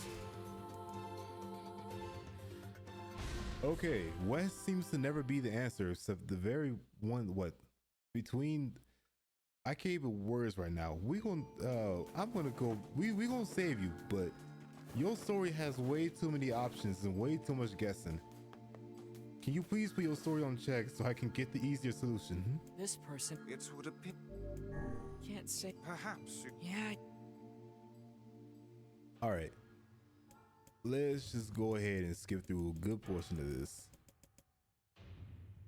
We already know you go forth, you go and proceed north, and then after all this, you proceed to go east,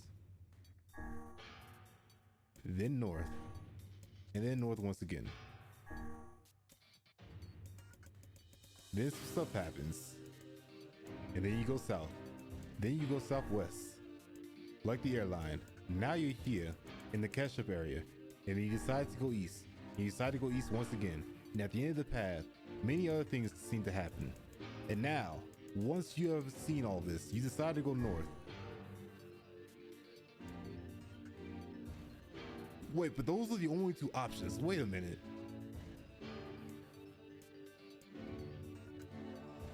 So wait, is it not east? So that's just a dead end. There are dead ends in this story. What? How are there? Wait a minute. Because we tried going west, died immediately. We tried going north, died immediately. So This person. It would. Can't say I'm very excited to go back there. That dream. Perhaps you should. Yeah. I'm so confused right now. So if we can't go north or west, we can't go in that direction at all. That's just a dead end. Okay. So if that is the case, and we go north here, and we go north once again. So then what happens after we leave the ketchup area? Because, hey, yo. Okay. So you go east. We don't want to go east the second time. Okay, let's go south and then go west. Never mind. Okay. This is gonna be some trial and error. We might be here for a little minute. Oh no. Okay, you know what? Everything's gonna be perfectly fine. I swear I'm good at paying attention to stories. It's just this story is very confusing when it comes to directions. I feel like I'm rolling over Zoro in this stream. Yeah. Okay, we're going to just do a little experiment. So we know the first three are pretty much, at least I think, are set in stone. But for the Ketchup Island, we're going to pick the different options and just explore every last one of them.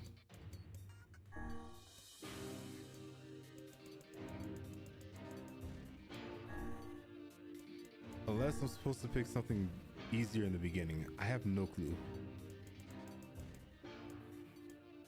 Okay, so let's do this. We're not gonna do east the second time. We're gonna go south. And I picked west, so now we're gonna pick north. Okay, so south is not the option at all.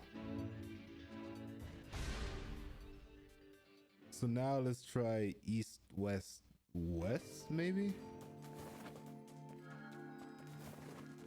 We are gonna be here for a lot longer than I thought we were. Well, this is gonna be something. This person. It would have been. Can't say. Perhaps. Yeah. Okay. Let's just skip through all of this real quick.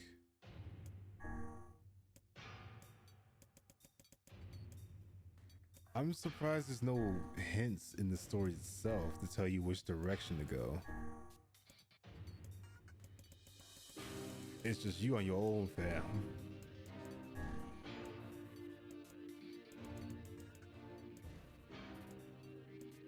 Okay, so it's not west, it's not east or south, so it has to be west then.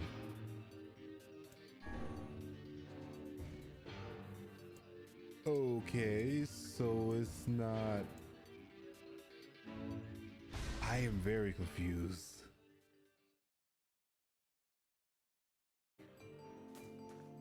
Okay, let me try north one last time. I have a feeling unless I'm mistaken, we might have to pick a different solution This person must be dreaming too. It would have. For the first exit. Can't say I'm very excited. Perhaps. Yeah. Yeah, no, I am confuzzled beyond belief right now. What in the fresh hell am I supposed to be doing here? Okay, we go north.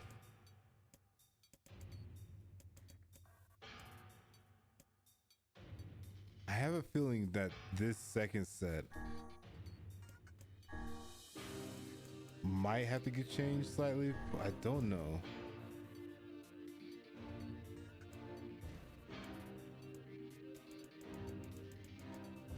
I mean, there's 3 solutions for that, so I don't.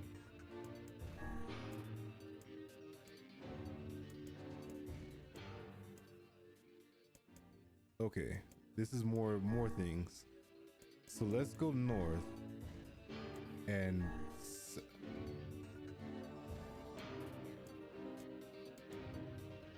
oh, I am confused. Wait a minute. So is that entire solution just a dead end? Let me try the east one last time. And then if not, I'm going to take a quick break and grab myself a drink. This person must be dreaming too. It would appear that... Can't say I'm very excited to go back there. That dream world sort of... Perhaps you should... Yeah. This chick's dreams is confusing. I'm just going to say that right now.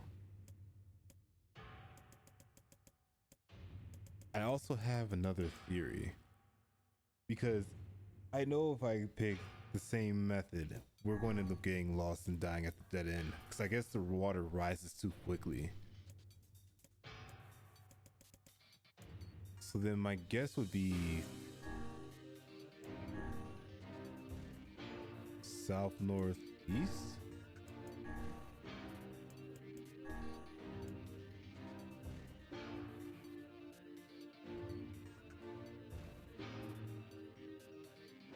Wait a second. Wait a minute. We skipped past something. Wait a minute. That was the complete guess. I don't even remember what I just did. Oh no. Okay. And now you go east. You go east again, and at the end of this path, now you have this. I am so confused right now.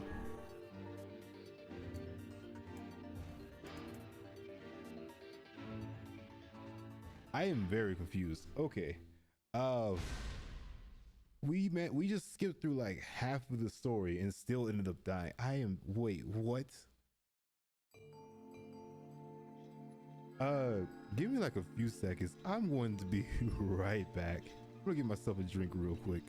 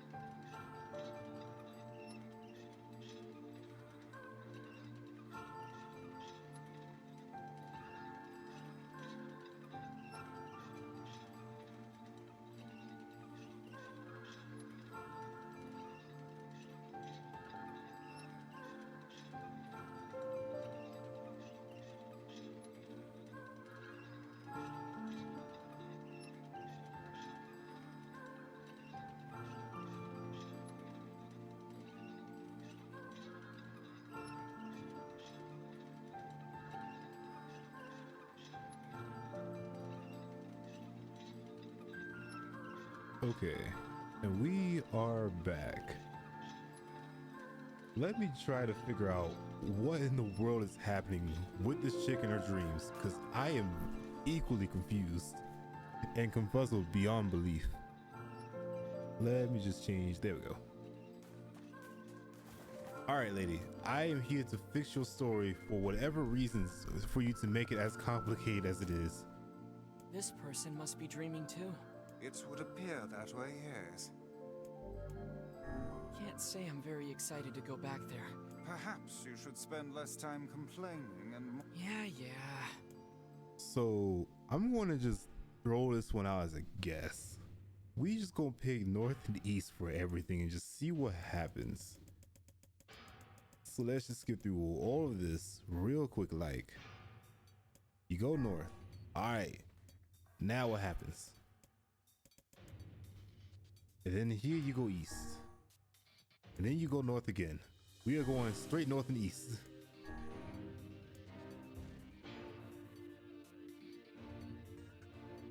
Boy, I find myself in the hall with only the sounds of rain for comfort.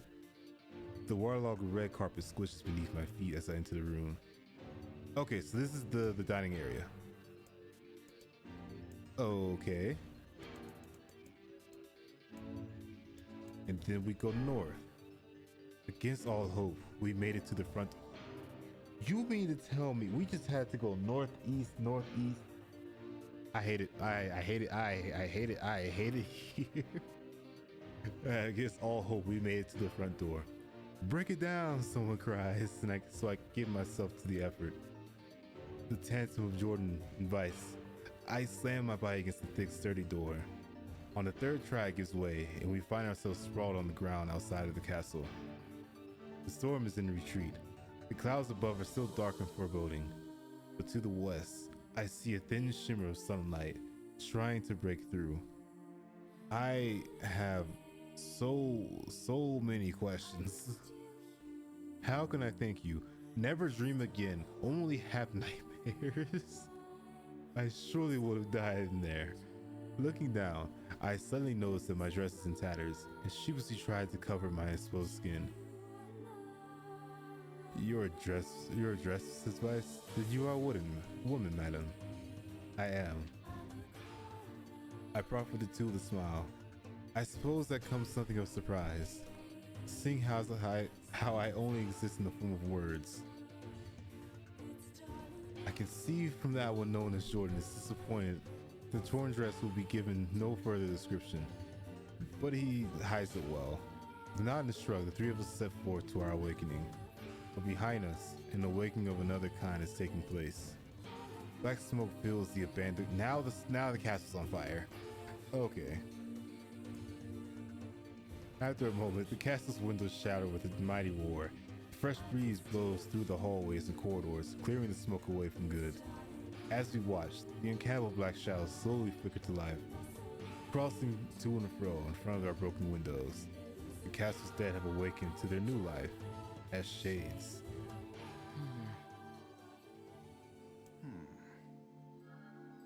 You have anything to say about that? I never want to go in that ever again. Her hood is down. Hopefully there will be no labyrinth next time. I hear that. Okay, are you finished or are you done? Thank you so much for saving me. I never want to have a dream like that again.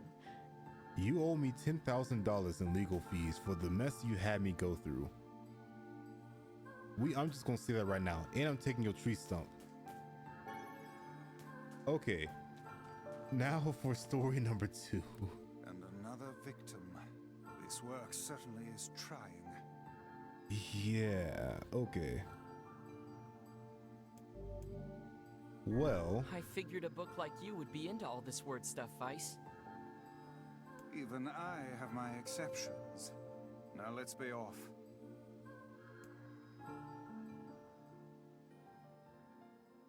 a colony of massive sculptures was visible in the distance, their tall forms scrapping against the sky. Vice and Jordan had never seen such a sight, and their eyes widened as they tried to take it in. Those buildings must be huge if we can see them from this far away. What do you think, Vice? As Vice considered his answer, the sun beat down on them with a renewed curiosity. Perhaps they are some manner of mirage. Under this heat, a mirage or two could hardly be an unexpected sight. Jordan nodded and wiped the sweat off his brow, leaving a trail of sand in his place. He thought he'd never been so thirsty. The ancient road, which they walked, was back and crackled cracked with age. Here and there, thin wisps of grass pushed up and up through I cannot do words right now. This story is trying me. Okay. The heat reflected from the road made Jordan lightheaded. You tell me about it. His feet hurting, he crouched down to rest. I don't know how much longer I can do this. Someone playing a joke on us or what? The complaining had already begun. Vice tried not to let his eyes roll too much. A joke, he said. No joke. This road leads to the city of art. Perhaps the path itself is simply some matter of grand artistic work. You don't sound very sure of yourself there. Perhaps not, but thinking of it in this way might make it easier for you to bear. Jordan glanced at Vice's grinning face, shook his head, and resumed walking. As time passed, Jordan's feet grew more painful, and his throat drier than he thought possible. He tried not to look further than the next step ahead, because the bright sunlight made him hesitant to trust his own senses. We are definitely getting closer, said Vice in an effort to cheer his companion. Yes, this much is certain. Encouraged, Jordan lifted his gaze. Suddenly, he stopped walking, choosing instead to stand in the middle of the road with his mouth and eyes wide open and his finger pointing in the distance. Water, he cried. It's water. Water, asked Vice, preposterous. I don't see any water. Over there, just ahead of us. Look, the sun is reflecting off of it. My boy is hallucinating. Without waiting for a response, Jordan sprang to life and bounded towards the sight. What in the... There was no water. There was nothing but sand in every direction. Jordan closed his eyes and sighed as Vice floated up behind him and chuckled softly. I believe this is known as a mirage, he said. Many a desert traveler has spoken of such things. Jordan shook his head and bewildered. Suddenly he pointed off in the distance, his eyes wide once more. Wait, there it is. I just missed it. Look, it's right there. Jordan sprinted off again, leaving Vice with no choice but to follow. After a few minutes of running, Jordan came to an halt. I could have sworn it was right around here. Confused, he put his hands up to his eyes and rubbed them vigorously. As soon as he stopped, he noticed a blue shimmering pool of clear water just over the next rise. With a shout, he bounded off in search of it. The chase continued for nearly an hour, until the exasperated Vice finally followed up to Jordan and struck him in the face with his cover. Enough, you blithering idiots. Stop this at once. There is no water here. Jordan's face clouded. There isn't? There's not. And perhaps next time you will listen to me when I tell you as much. Vice paused for a moment and then continued speaking in a slightly kinder tone. However, I suppose this mad chase was not altogether wasted. It seems we have arrived at the City of Arts.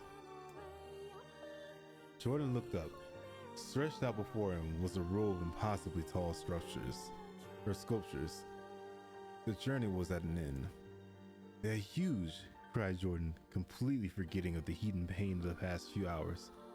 I've never seen anything so big.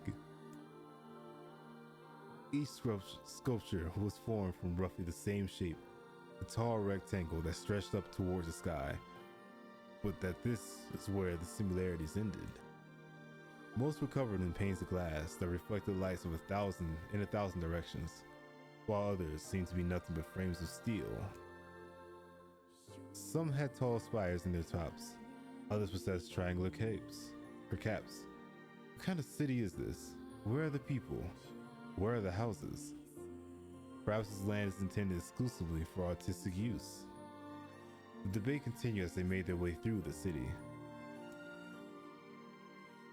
Miracles of artistry were everywhere. Great iron gates with wheels sat silent on steel rails.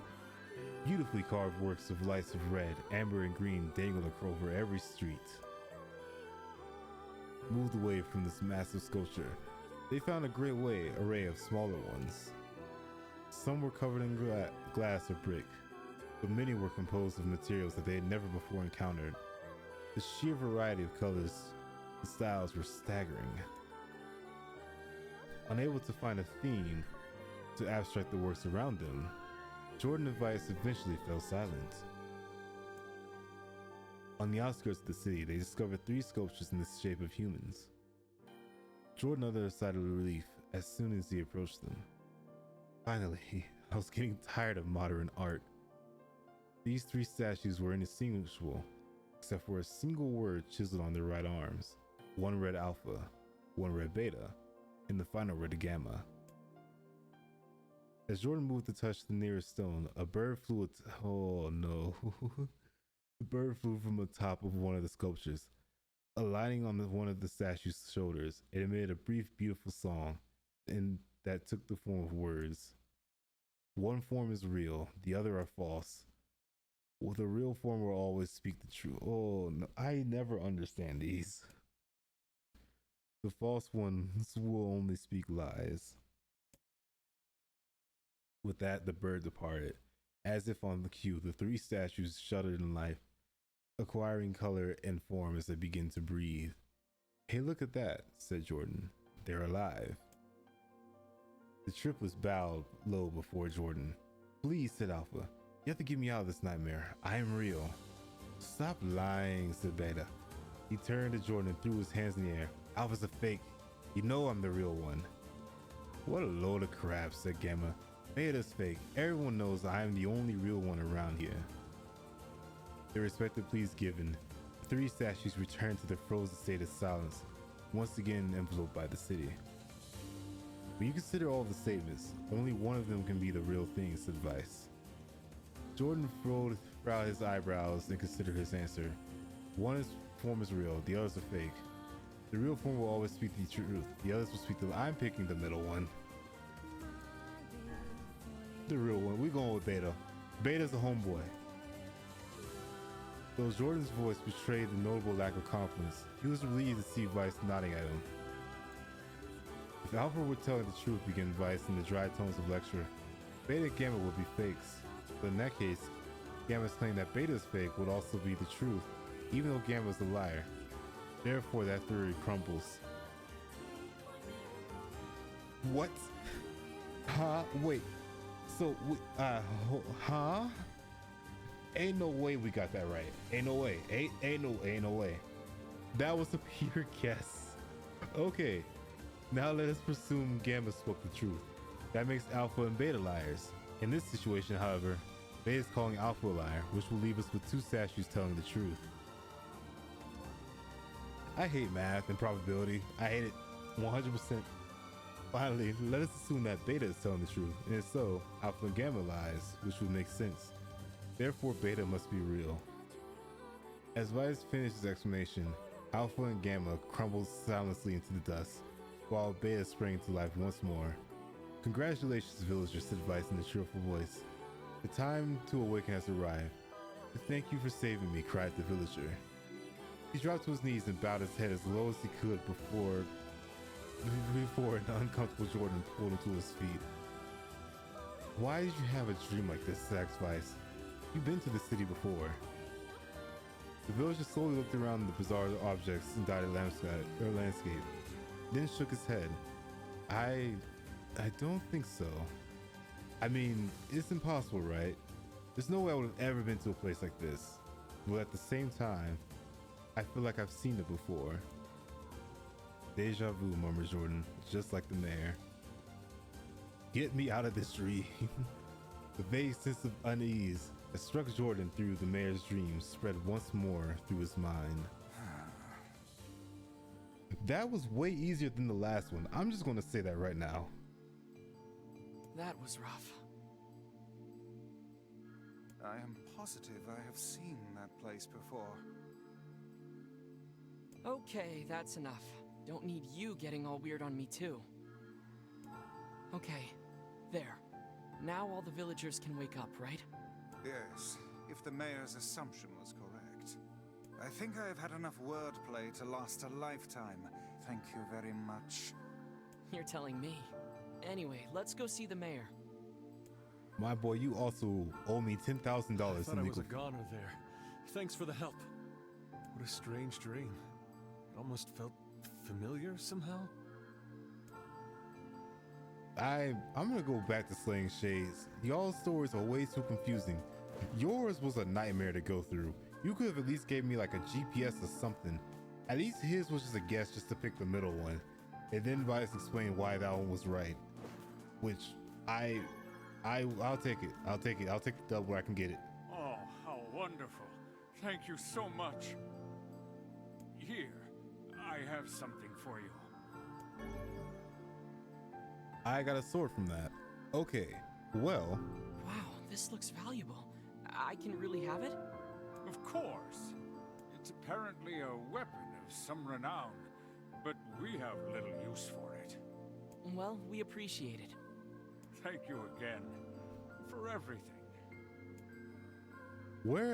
Here's the real question. Where was Kaine for all of this? Oh, we got a katana. Oh, okay. You know what? I'm here for it. I'm just gonna save here real quick and we just gonna keep it moving. Actually, I should probably also strengthen this weapon real quick. Will I use it a whole lot? We will see.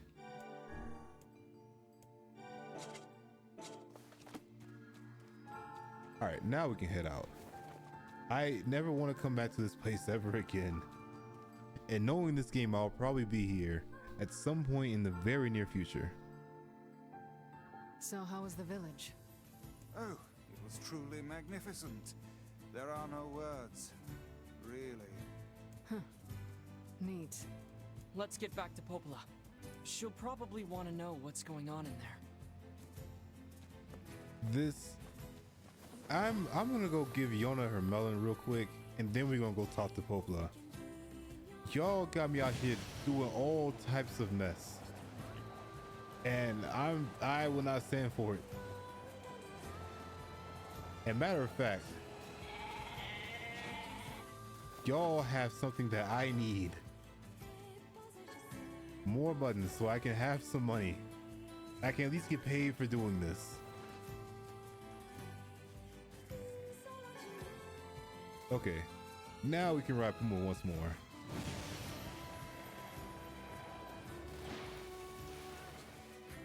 And okay, there we go.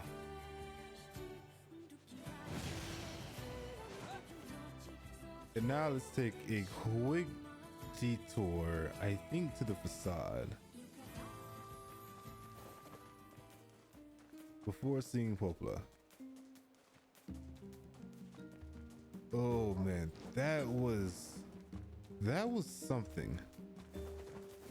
I mean, the first story, to just have to pick north and east and just alternate between the two, that's just crazy. And the second one just being like, pick the two truths and a lie type scenario. I'm just gonna go here. We're just gonna go fight some bad guys, and I'm not collecting you. You get to live to fight another day. I have something I need to go pick up from the facade, which is gonna be on the complete opposite side of that map. Oh no. I know I'm walking past a few pickups, but I think half of them are just like hell slaves, and never mind. That one's copper. Anyways, let's just go through the desert.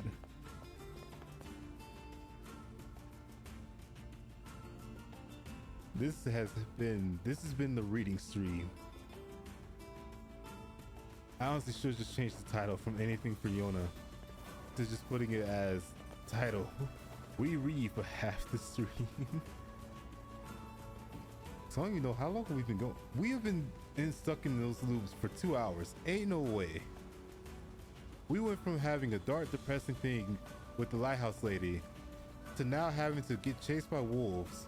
But between the wolves and the lighthouse lady was that's a scorpion. Was being stuck in an infinite time loop. Like we're in some JoJo Bizarre Adventure. Okay. I have many questions. I'm just gonna go pick up this melon real quick and then I'm gonna see myself out of here. Just anything for Yona. And hopefully there's not like 17 missions here that I actually need to do.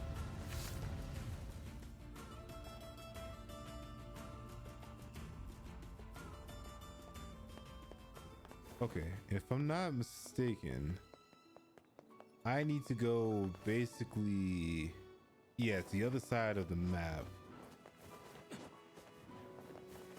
and go, I think it was the grocer.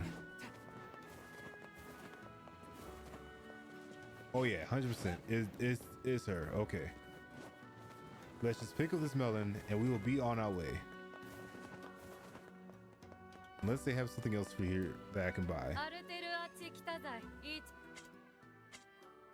Yes, you have melons. I'm gonna buy one of each of these. Actually, let me get 3.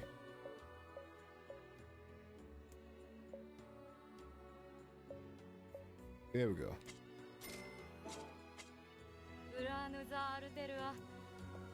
Okay, now we can head out.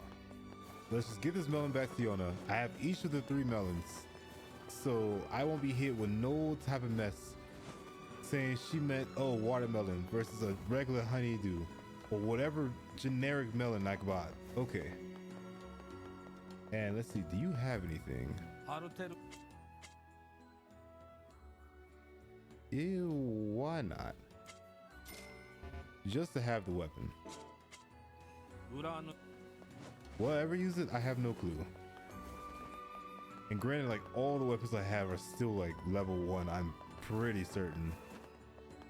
Outside of the very first weapon we have.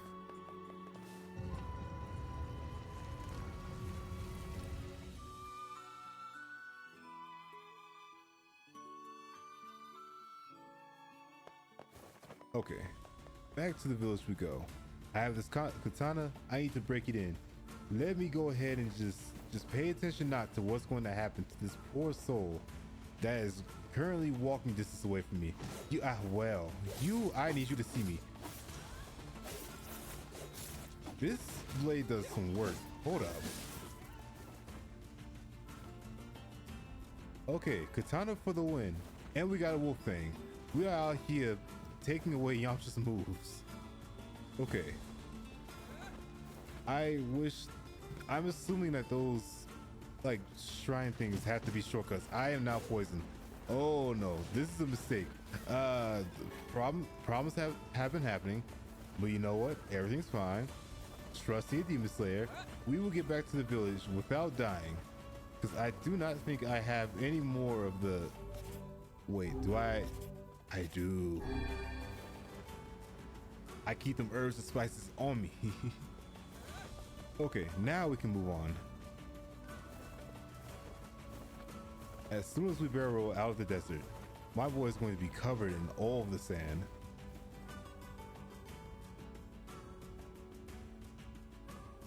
Okay, and that takes care of that. I swear, Yona better give me $500 or something. Actually, I'm supposed to give her 500 bucks. How do I owe her both a melon and money? I'm gonna owe my sister so many things before this Let's Play is done. Oh no. At least on the plus side, she cares about our well-being.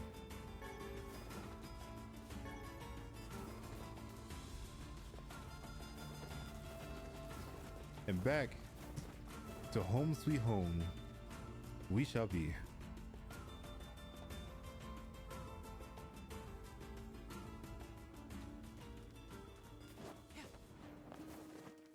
In all honesty, I should save, but I'm a real one. We ain't saving right now. Yona, I have your melon. I hope you only needed like 1, because if you needed 10, we're gonna have a problem. I got your melon, Yona. Thanks. If there's anything else you want, just let me know. Well, since you offered, would you mind getting me a watermelon? I am so glad I picked up a watermelon. A watermelon this time? Sure thing. Did somebody order a watermelon? Yay! You're the best. Anything else you need? Actually, I need a pumpkin. I managed to grow one. All right then. 1 pumpkin coming right up. I'm somehow okay. I got your pumpkin, Yona. We got lucky with this. I'm just gonna say that right now. Thanks. You've sure been eating a lot lately. Oh, I'm not eating them. You're not? Oh. Ta-da! Here you go. I made it all by myself. Wait a minute. Wait a minute. Hold on. Last time I checked, watermelon does not go with pumpkin. Is this a cake? How in the... Okay, hold up. I gotta brainstorm this real quick. How in the world do you make a cake with pumpkin, a regular melon, and a watermelon? Like watermelon, I'm like, all right, cool. That might be sweetness. The pumpkin, maybe you could finesse some sort of batter out of it, I guess. But girl, you should just make some pumpkin pie. I'm just gonna say that right now. Yep. Popola taught me how to bake one. I made it for you in secret. Wow, Yona, this is, well, it's a surprise for sure. Come on, try it.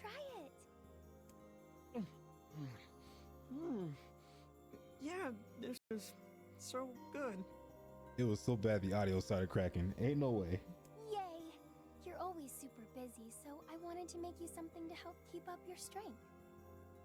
That's really sweet of you, Yona. Thank you. Sure.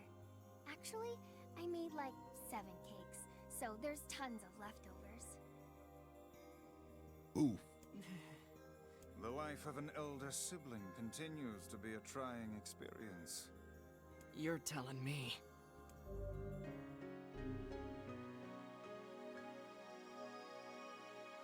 Okay, Yona, never again make 7 cakes.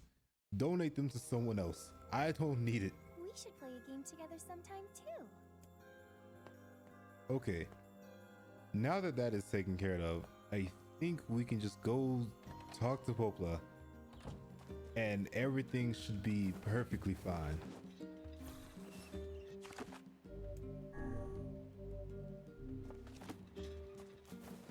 After having a quick save, of course. Because I am so glad I actually bought one of each of those, because we would have had to go back to the facade just to go buy a watermelon, then come all the way back. That is wild. Okay, Popla, you have something I need. The death dream certainly is a strange illness. Yeah, it was something all right. Even I, with my natural love for words, have no desire to visit that place ever again. You guys did well. You've been making a lot of long trips lately. Are you sure you're not pushing yourself too hard? I'm okay. I can't just sit around all day while Yona's sick, after all. If you say so. So, anything I can do for you? Well, I suppose there is one thing I could use a hand with. Have you heard about our plans to repair the canal? The work probably won't happen for a while, but once it's done, we can use the canal for trade and travel and all kinds of useful things. Unfortunately, however, we're a bit behind schedule at the moment. If you're willing to help out, I'd really appreciate it. No problem. What do you need? Great. So, the man I originally asked to help on this project hasn't shown up for work in a few days. I'm starting to get a little worried, so maybe you can head over to Seafront and check up on him? I'll mark the location of his house on your map. He always carries a red bag over his shoulder, so he should be easy enough to find. Got it. Okay then. Now we head to the seafront. We could have done all of the seafront missions all at once. Oh my. Well, I think at least on the plus side, there's only like, what, the one quest where we have to get some shark, rice, and some other third thing, I believe. A canal, is it? Fascinating. If we had a ferry, we could put these days of endlessly running about behind us. Don't you just float everywhere anyway? Do you think I am borne aloft by the winds, lad? It takes stamina to maintain this height. Oh, really? You could at least try to hide the utter dismay, you know. Okay, I have more money Some for of you. the gate guards make a half-day claim. I did not want to talk to you. You, give me some Here's money. your mutton, ma'am. Oh, thank you. Please get that. Stay still. What? I just gave you at least like 15 whole pieces of mutton. Ain't no way. I'm actually curious. Do you Do sell? you know about the lost shrine off to the east? It's a large stone building surrounded by cliffs. Folks say you can find a number of unusual ores there, but it's a rough area, and most of us don't have the guts to try. Okay, so I guess that's for leveling. We've got some. Oh, and I could have just bought pumpkin straight from you. Okay, hold up. Let me see something real Come quick. back soon. I think I needed mushrooms and rice for this.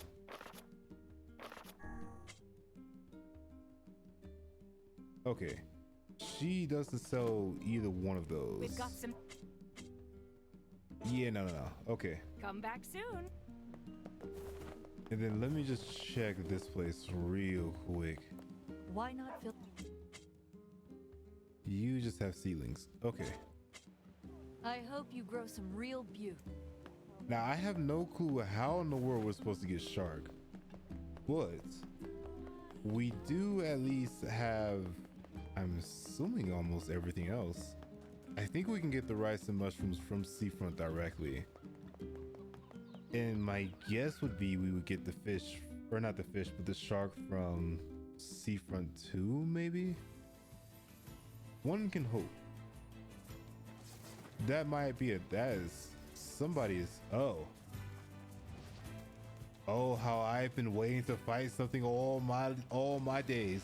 You, sir, are about to see me right here, right now, because I have had to deal with all kinds of, oh no.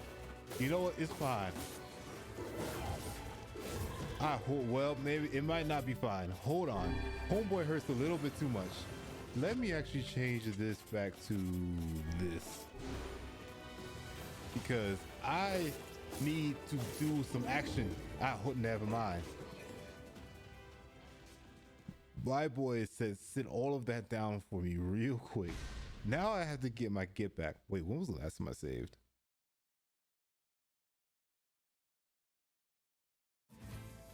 Okay, no, we still good. Okay. Homeboy still want to see us. You not getting out of this. Now I'm getting an even bigger get back. You there. I'm first gonna grab whatever's here first. And grab whatever you have. And oh my, yo, okay. Okay, now we're gonna put in some work. Cause you, sir, have tried my patience.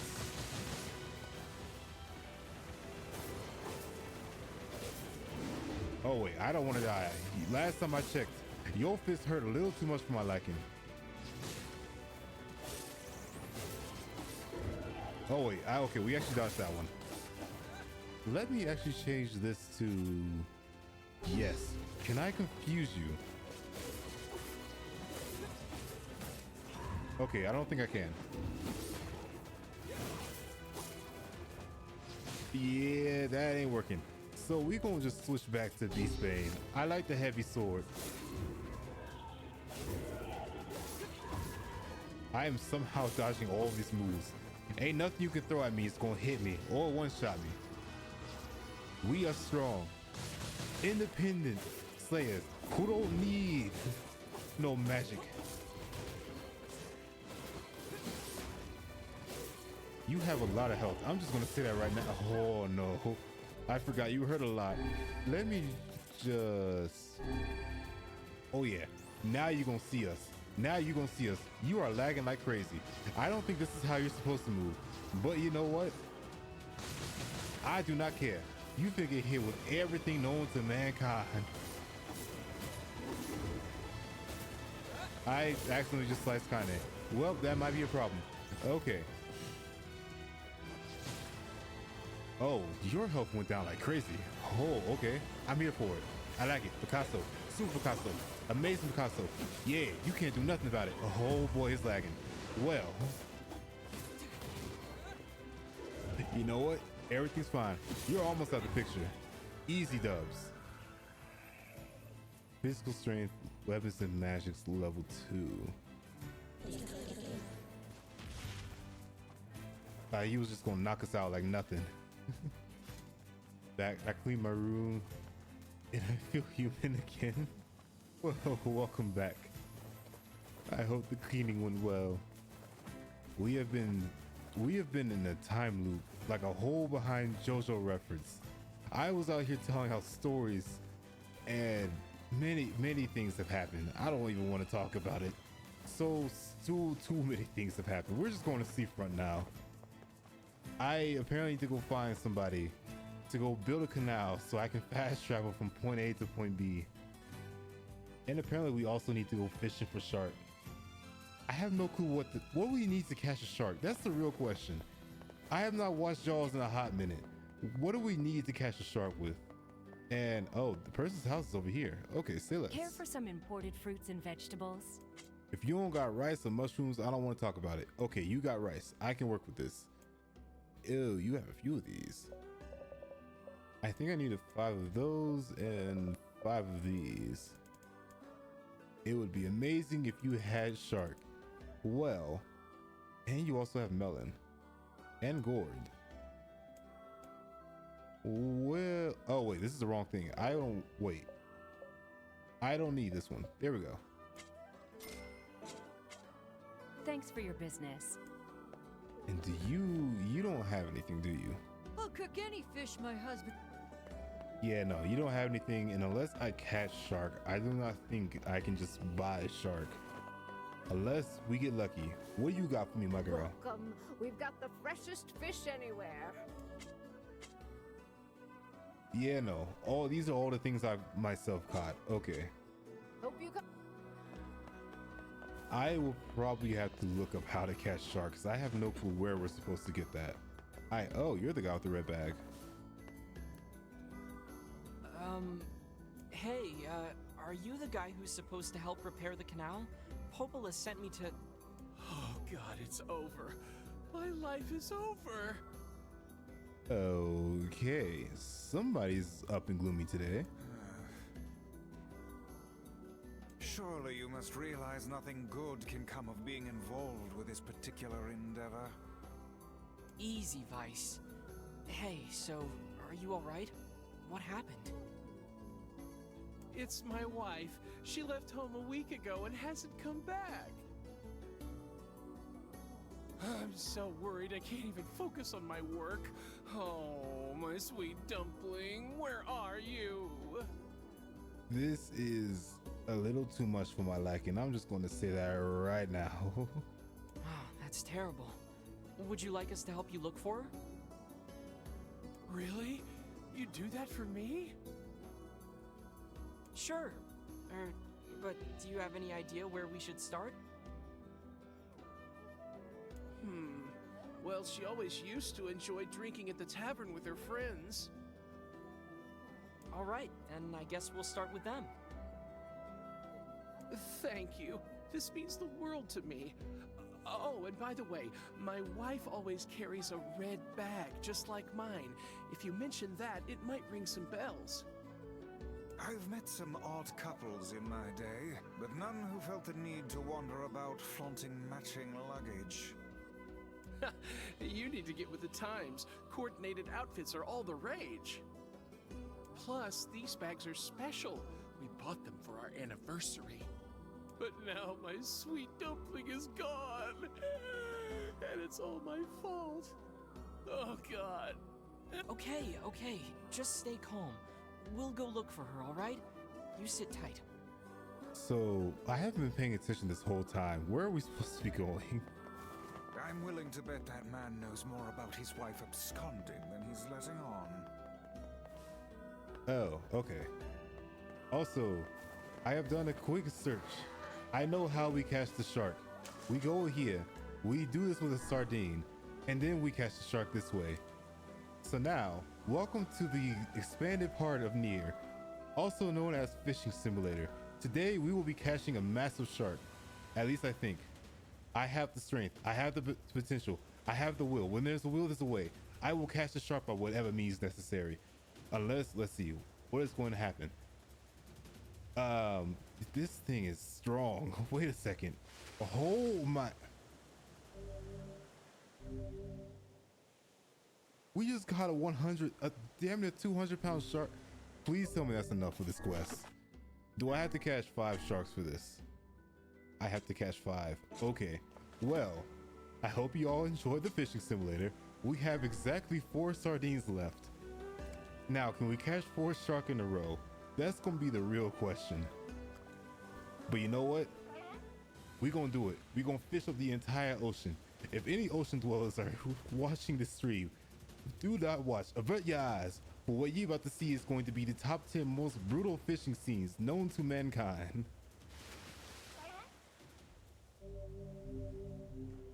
Okay, if we can get all 5, we might just have almost all of the quests completed for this entire portion of the game. Oh wait, I pressed the wrong button. Oh no, okay. Well, we might have to go buy one more sardine.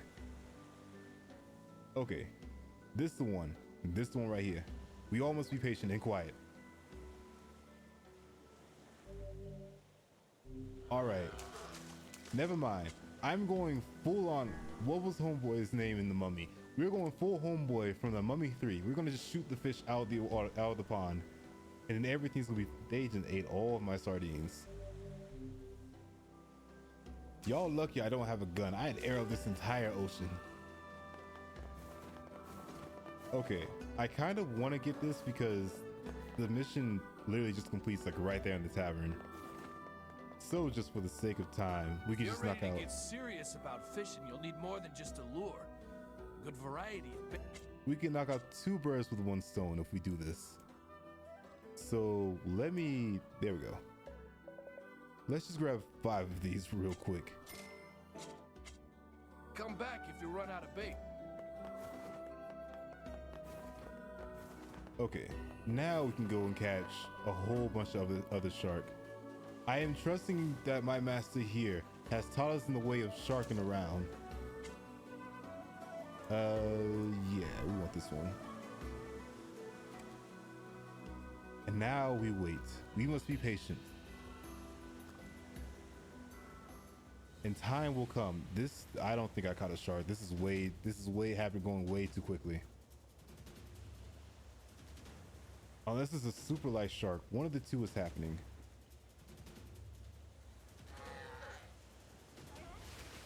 Okay, this was a shark. And that was a new record. What? Wait, I'm not gonna question it. I'm not gonna question it at all. Okay, we now have 3. We only need 2 more. This should hopefully be done within the next 3 to 5 minutes.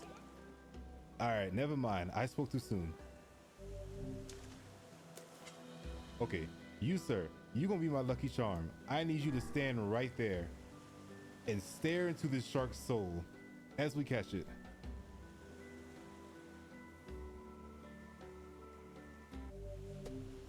You sir, you are a bad omen.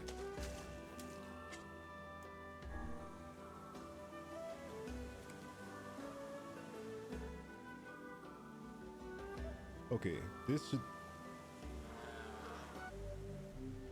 You mean to tell me I'm about to have to drop about 7 bands just trying to get these sharks? Ain't no way. Come on, this gotta be the one. This gotta be it. Oh yeah, never mind. I didn't. Y'all, those two children, they are bad omens. They have wished ill will on our fishing. I almost said farming. In our fishing adventures. Now I gotta go out here. If you're ready to get. Okay, let me just buy 10 of these. I should be able to get 10. Or I should at least be able to get 2 of these. With 10 sardines. Come back if you run out of bait. Okay, now this should be the one. This is the side quest we've all been waiting for. Okay. I have 10 sardines. I only need to catch 2 shark. Who thinks I'll be able to get it in 2 shots? Alright. Who all thinks I'll be able to get it in 3 shots? Only time shall tell. Oh yeah, we on one today. Oh nah, you are not escaping from me. After I didn't spend about $17,000 buying nothing but sardines to catch you, you are coming home with me. Run from it, dread from it, but the results shall all be the same. Jordan the Demon Slayer is also an amazing fisher.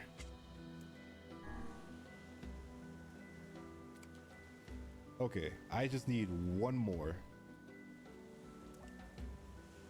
And here's our last one. Here's our last sacrifice. You shall become part of the Blood God ritual. Run from it, dread from it, swim from it. The results are the same. You can slide to the left, Juju slides to the right. The Cuban shovel's not gonna save you from what's gonna happen. You are finna get stir fried with bell peppers and onions. Okay, and I think that should be it for this quest. Yes, that's everything. Okay. Luckily, all that is straight out of Seafront. Okay, let me complete yours first. I found your ingredients. Fantastic. Let's see how this tastes.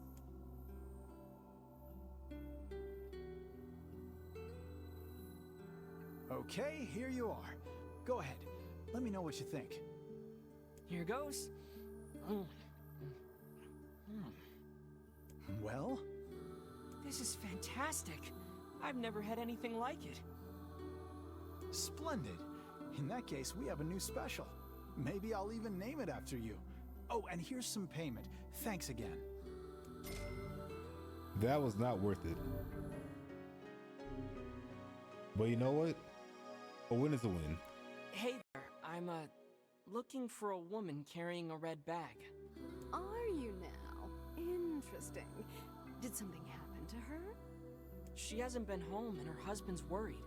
Do you know anything about where she might be? Trouble in paradise, is it? Oh, those two never change. Anyway, the short answer is no. She hasn't been around here either. Though come to think of it, she always got on well with the woman over at the tackle shop. Maybe you should try her? I'll do that. Thanks. Hey, what's the rush? You've got a cute face. Why not sit here and join me for a round? Or 3? Sorry, ma'am, but I'm not old enough to drink. Yeah, we not doing no cases over here. No, we going over here. Hey there, do you know a woman with a red bag by any chance? A red bag? Oh, sure. Although now that I think about it, I haven't seen her in a while. Last time she came around, she mentioned something about leaving town, but I figured it was just idle talk. Leaving town, huh? Alright, thanks for your time. If she has truly left this charming hamlet, finding her may prove most difficult indeed. I just hope she hasn't been attacked by shades or anything. So much running back and forth and back. I've had it up to here. I just want the short, or not the short. I want to be able to fast travel. so Puma can get his rest. He deserves his flowers, at least in this game. And if the big boss boy is here, I am not fighting him a second time. Oh, you're there. Something about that shade seems rather odd. Am I supposed to fight it? All right, I guess we jumping.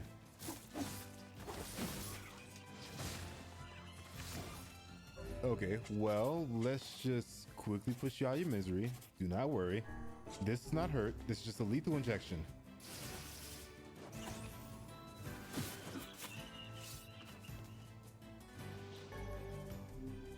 Hey, look at this. It is identical to the red satchel carried by the man who sent us on this mad quest. Perhaps it belongs to his spouse. Oh no. Do you think the Shades got her? I fear it likely, lad. I sense no other activity in the immediate vicinity. We were too late. Oh, this is terrible. What are we supposed to say? Hakuna Matata. It's a way of life. However difficult it may be, we've no choice but to tell the man the truth. Yeah, that might be the best. I'm not trying to write letters for 50 years. I'm just gonna say that right now. Puma, let's make this U-turn real quick.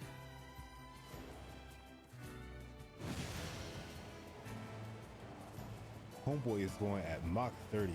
This is the world's first ever hypersonic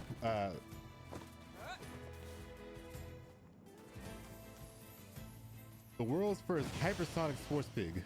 There we go.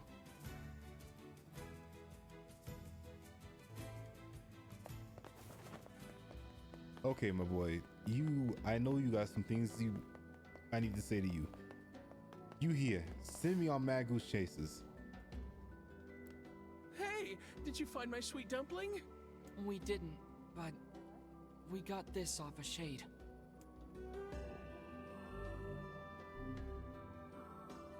Oh no. This is hers. So our fears were correct. Oh God. How could this happen to her? This is all my fault.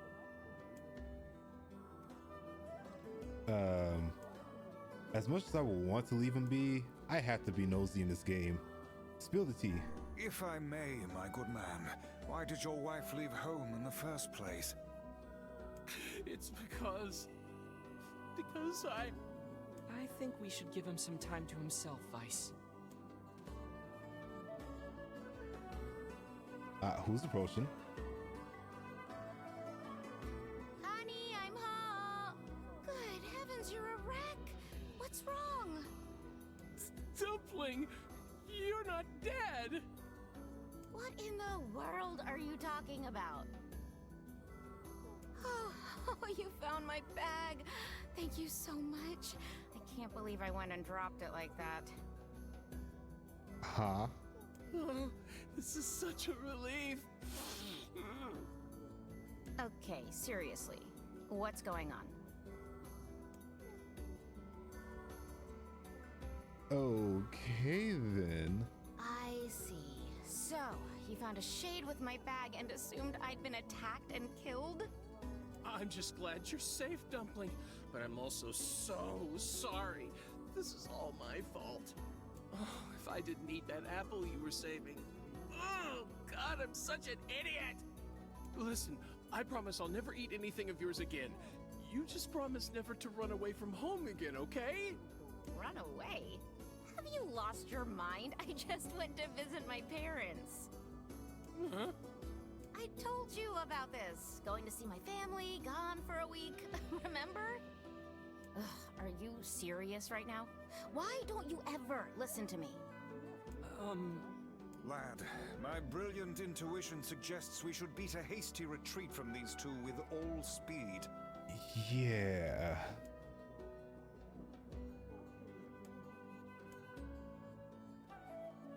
Oh, hey, I have to go pick up a fish from the fish store.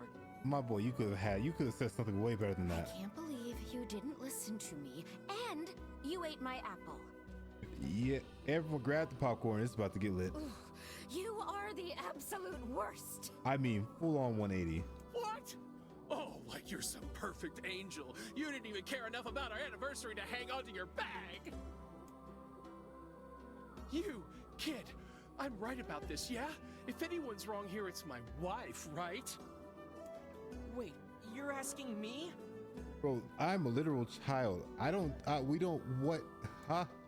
Hold on. There's no right answer to this. Oh no, okay. We gonna say the apple because the apple didn't fall too far from the tree. Well, you shouldn't have eaten your wife's apple. That's not very nice. But I was hungry, and it was just sitting there. Look, I'm glad you went looking for my wife and all, but that was low, friend. Low. Uh-oh. Did I cross a line there? Besides, it's pretty rich to come after me for an apple when you threw away my entire stamp collection.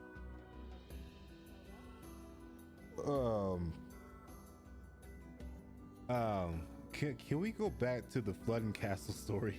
Ha! You're damn right I did. And I'd do it again. You are nothing but a hoarding slob. You there. My husband's in the wrong here, isn't he? Pardon, but madam, We have to choose again. You know what? I would call out both of them, but that might end the game. Why did you toss away the collection? Well, to discard a man's precious hobby is a rather heinous act. Oh, yeah, of course you to take his side. Figures. You'd fit right in with his pile of collectible trash. Collectible trash? Now see here!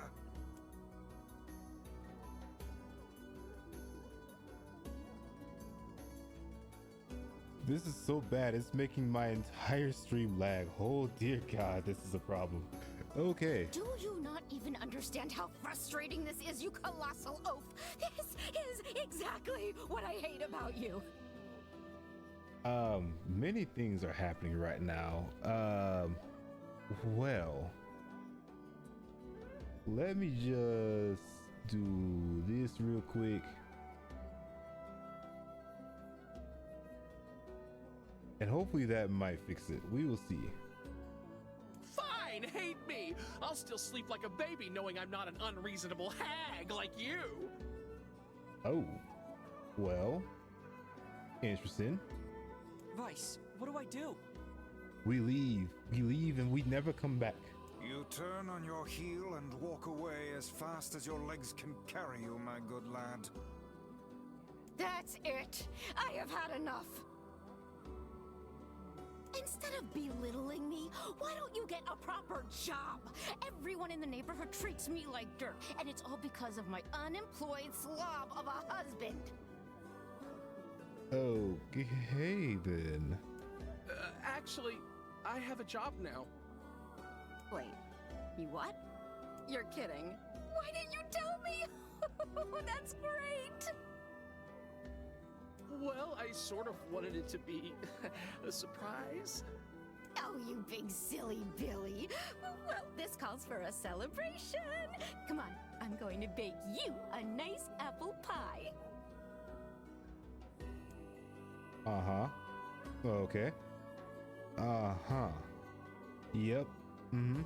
Okay. Interesting. Yeah, Vice, tell me about it. Tell me about it. Okay.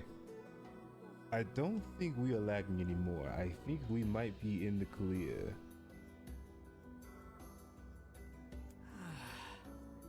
Yeah, tell me about it, my boy. This is I have so many questions right now. But you know what? I'm gonna keep it moving. We're gonna trust in one another, and hopefully we have fast travel. I have no idea what just transpired, but it has utterly exhausted me. Well, looks like they made up, so all's well that ends well? In the course of all that madness, I have forgotten why we even came here in the first place. Oh, heck, the canal! We need to ask him about the canal!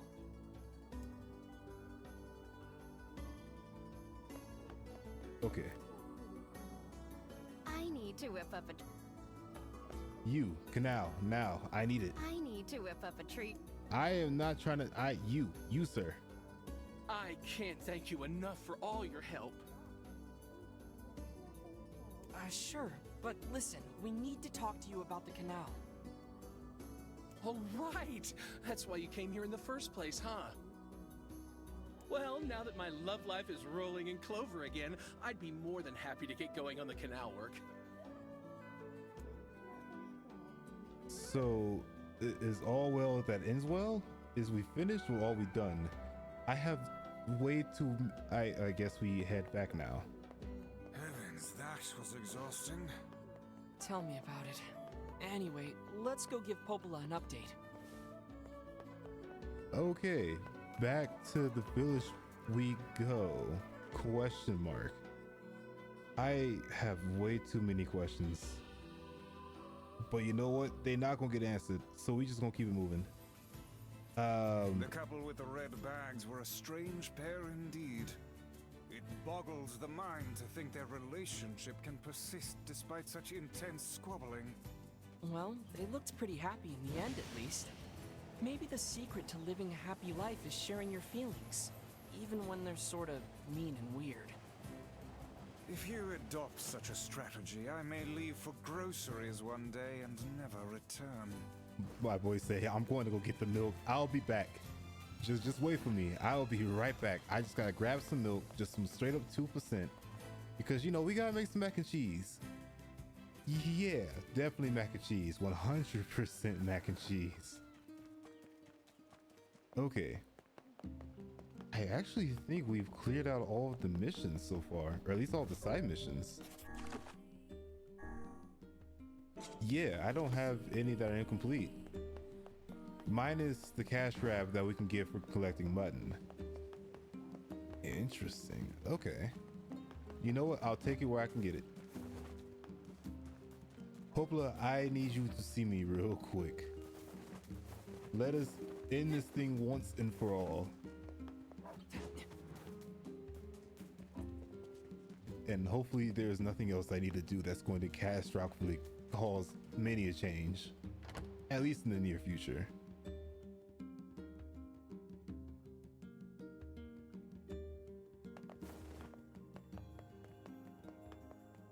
Okay, Popola, you have something I want. Let's just talk about this so I can be on my merry way. Goodness, it sounds like the canal repairman had quite the problem on his hands. I'm glad everything turned out all right. Thank you so much for your help. Don't mention it. I'm looking forward to seeing how the canal turns out. If you need anything else from us, just say the word. Wait, we done? Hey, wait! Huh? I almost forgot. Yona is looking for you. Oh? She said she needed something from you. Time to go play Big Brother for a bit, huh? I guess so. Thanks, Popola. Okay then, let us go pay our sister a quick visit. And then I think I may call it there for today.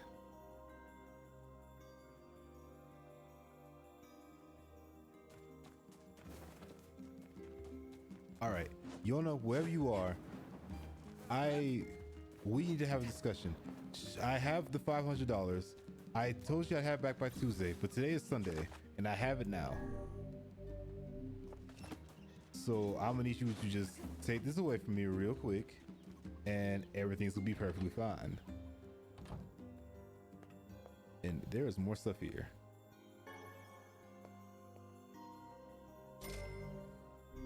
Matter of fact, I have 700. I can give you interest rates. There we go. Look, I have the rent money. I promise I won't spend it again on health slaves.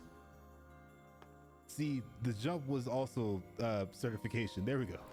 Yay, you're back. Popola said you needed something? Oh, and it seems like we are still lagging like crazy. Oh, hold on. Wait a second.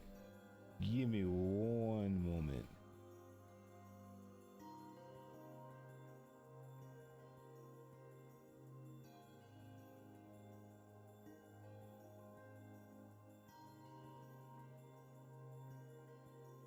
Okay, this might fix it.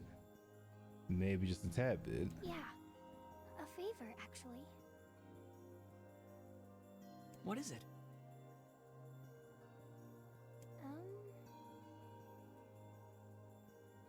I can't help if you don't tell me, sis. Okay, I'm gonna say it. Ready? Okay, wait, what is she about to say? What's happening? I'm ready, Yona. I need you to help my friend. She has a friend? Wait, who's your friend? Hold up. Your friend? Yep, I have a friend, and we've been writing each other letters. Seriously? A pen pal? How delightful. So who is this friend? Well, he's kinda... He? It's a guy? Oh, well, hold on. Yes, and he's sick and in a whole lot of trouble. And I know that you and Vicey are the only ones who can help him. Vicey? Tell me about this guy. He lives in this really big house down south, and he's super nice, and he's my friend. So you have to help him. Please? Yona, listen. Please? Great. Now what do I do? Fine. I guess we will save the friend. Why not? Fine. I'll see what I can do. It's not like the friend's going to be an ally that, you know, travels with us for the rest of the game and then ends up in the sequel. Yay! Thank you! Okay.